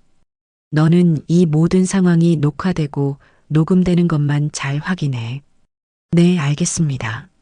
민수가 옆방으로 건너갔습니다. 저는 김 실장과 마주 앉았습니다. 사장님, 떨리십니까? 떨리긴. 오히려 재미있지. 내 가게 팔아먹으러 온 꾼 얼굴 한번 보자고. 오후 3시 5분 전. 가게 입구에서 풍경 소리가 났습니다. 홀 직원이 2층으로 안내하는 소리가 들렸습니다. 사장님, 저쪽 방에서 기다리시랍니다. 똑똑. 문이 열리고 번지르르하게 차려입은 중년 남자가 들어왔습니다. 아이고, 박복래 사장님 맞으십니까? 누구신데 그러나? 아, 저는 오지연 양 소개로 온 김이사라고 합니다. 저는 일부러 어수룩한 노인네처럼 굴었습니다. 그래. 근데 지연 양은 왜 안 왔어? 아, 그게 지연 양이 오늘 급한 일이 생겨서요. 제가 먼저 와서 사장님 뵙고 계약서 쓰라고 했습니다. 계약서? 김 이사가 기다렸다는 듯 가방에서 서류 뭉치를 꺼냈습니다. 네, 사장님. 여기 복내 국밥 건물 부동산 매매 계약서입니다. 어머, 벌써 이런 걸 다. 지연 양이 말씀 안 드렸습니까? 사장님, 이 건물 저희가 아주 좋은 값에 사드리기로 했습니다. 좋은가? 네. 여기 보시면 금액이. 김 이사가 계약서의 금액란을 손가락으로 짚었습니다. 저는 돋보기를 쓰는 신용을 하며 계약서를 들여다보았습니다. 아이고, 일 10백이게 다 얼마야. 하하, 사장님. 이 돈이면 강남 가셔서 편하게 사실 수 있습니다. 지연 양이 그러더군요. 이렇게 고생만 하신 어머님 이제 쉬게 해드리고 싶다. 그랬어? 우리 지연이가? 그럼요. 이런 며느님 두셔서 사장님은 정말 복 받으신 겁니다. 자, 그럼 여기 도장만 찍으시면. 김 이사가 인주까지 꺼내 제 앞에 내밀었습니다. 잠깐. 네, 사장님. 김 이사라고 했나? 네, 그렇습니다. 당신 오지연하고 무슨 사이야? 네. 아, 그저 사업 파트너입니다. 사업 파트너? 네, 지연 양이 이렇게 좋은 매물 찾아오면 저희가 개발하고 그 수익을 좀 나누는 관계입니다. 그래. 그럼 지연 양이 가짜 교수 아버지까지 만들어서 내 아들 홀린 것도 알고 있었나? 네. 그게 무슨... 김 이사의 얼굴이 굳었습니다. 김 실장. 네, 사장님. 이제 그만 녹음 끝내도 되겠네. 네. 사장님, 이게 무슨... 김 이사가 벌떡 일어서려 했습니다. 앉아. 제 목소리가 차갑게 떨어졌습니다. 앉으라고 했네. 김 이사는 멈칫했습니다. 당신 지금 사기 공모 혐의로 내 카메라에 다 찍혔어. 카메라라니요. 그때 옆방 문이 벌컥 열리고 민수가 휴대전화를 들고 나왔습니다. 김 이사님 맞으시죠? 당신은 누구요? 이 건물주 아들 박민수입니다. 김 이사의 얼굴이 하얗게 질렸습니다. 방금 오지연과 수익을 나눈다고 말씀하신 거 여기 전부 녹화됐습니다. 김 이사의 얼굴이 잿빛이 됐습니다. 이게 무슨... 오지연 그 여자가 노인네 다 구슬렀다고 해서... 아이고, 김 이사. 당신이야말로 그 여자한테 놀아놨구먼. 그 여자가 말한 노인네가 바로 나요. 저는 주머니에서 진짜 인감 도장을 꺼내 탁 보여줬습니다. 이 도장이 그렇게 갖고 싶었나? 김 이사는 입을 닫았습니다. 지금 여기서 나랑 경찰서 같이 갈 텐가? 아니면 내가 아는 오지연의 사기 행각 전부 불고 너라도 빠져나갈 텐가? 김 이사는 바닥에 주저앉았습니다. 살려주십시오, 사장님. 저는 정말 지연 양 말만 믿고... 됐다. 저는 민수를 보았습니다. 민수야. 네, 어머니. 경찰서 가자. 가서 이 지긋지긋한 거짓말 싹 다 끝내버리자. 그날 오후 저와 민수 그리고 김 실장은 김 이사를 데리고 곧장 경찰서로 향했습니다. 김 이사라는 자는 차에 타는 내내 자기도 피해자라며 억울하다고 소리를 질러댔습니다. 하지만 막상 경찰서 건물에 들어서고 사기라는 단어가 오가는 것을 보더니 그 번지르르 하던 얼굴이 하얗게 질리기 시작하더군요. 우리는 담당 형사라는 사람 앞에 마주 앉았습니다. 그래서 이분이 복내 국밥 건물을 팔라고 사기를 쳤다. 이 말씀이시죠?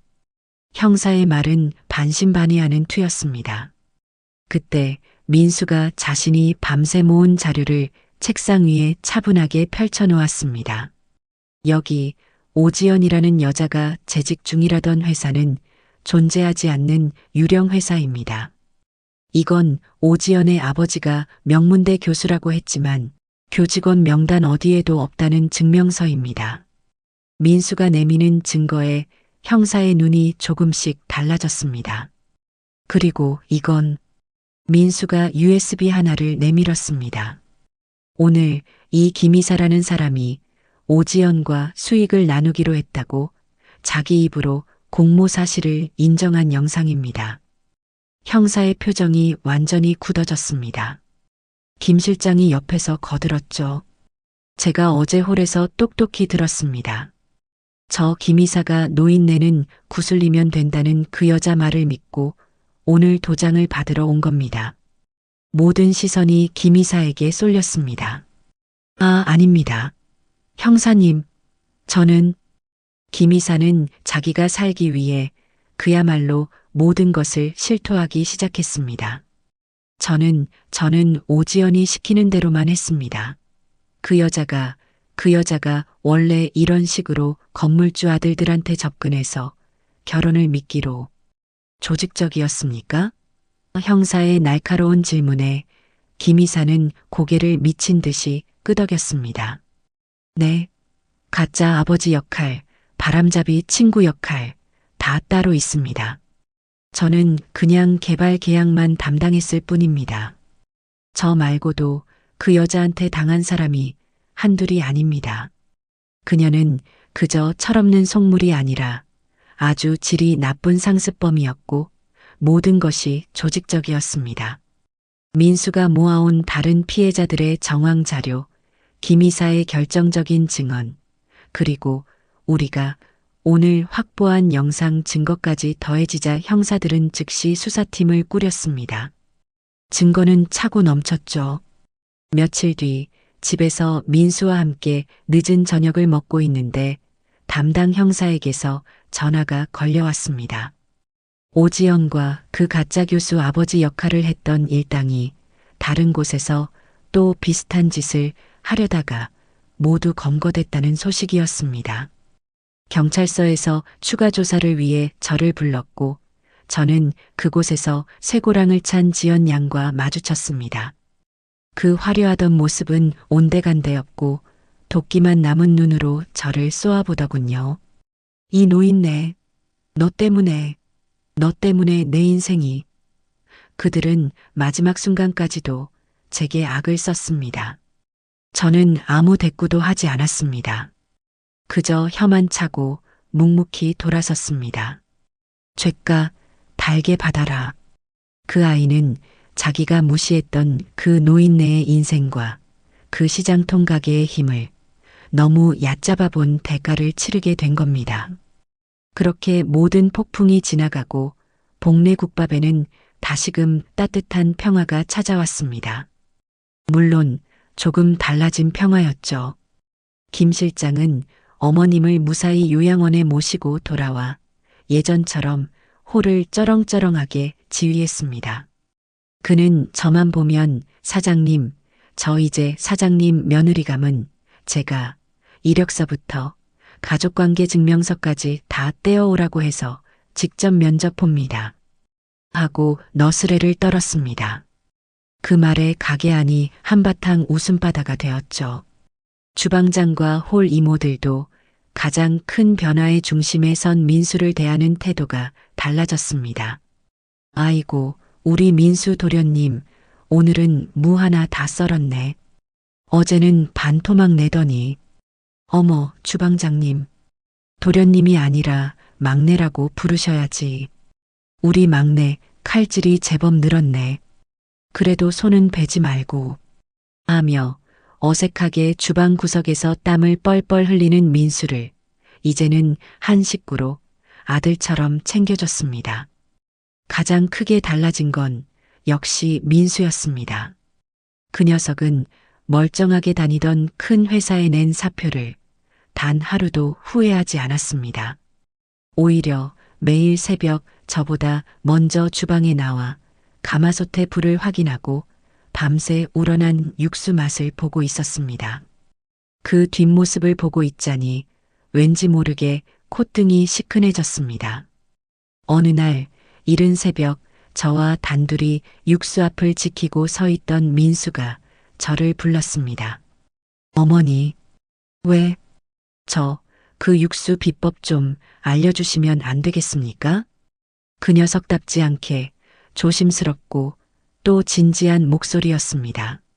저는 아무 말 없이 제 거친 손으로 민수의 그 곱던 손을 잡고 가마솥 앞으로 바싹 당겨 데려갔습니다. 민수야.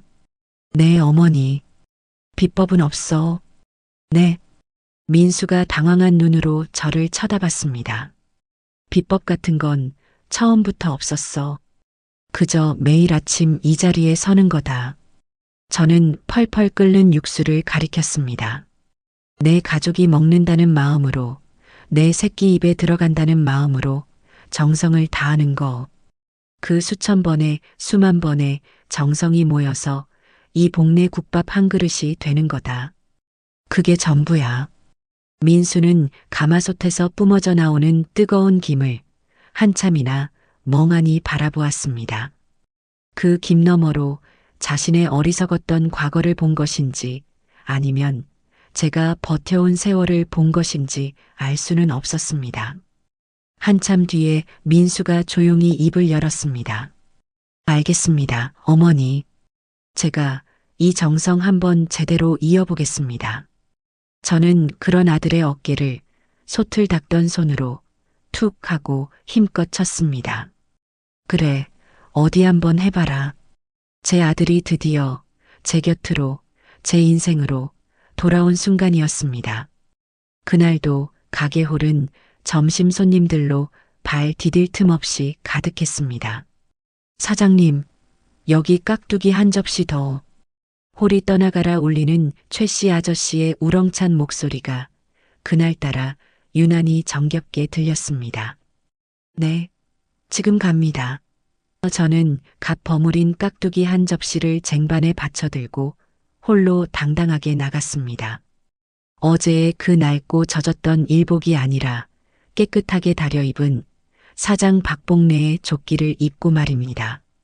내 평생이 담긴 이 가게에 적군들이 말하던 격식은 없을지 몰라도 그 정성만큼은 이 세상 누구에게도 안 밀리는 이 복내 국밥은 오늘도 내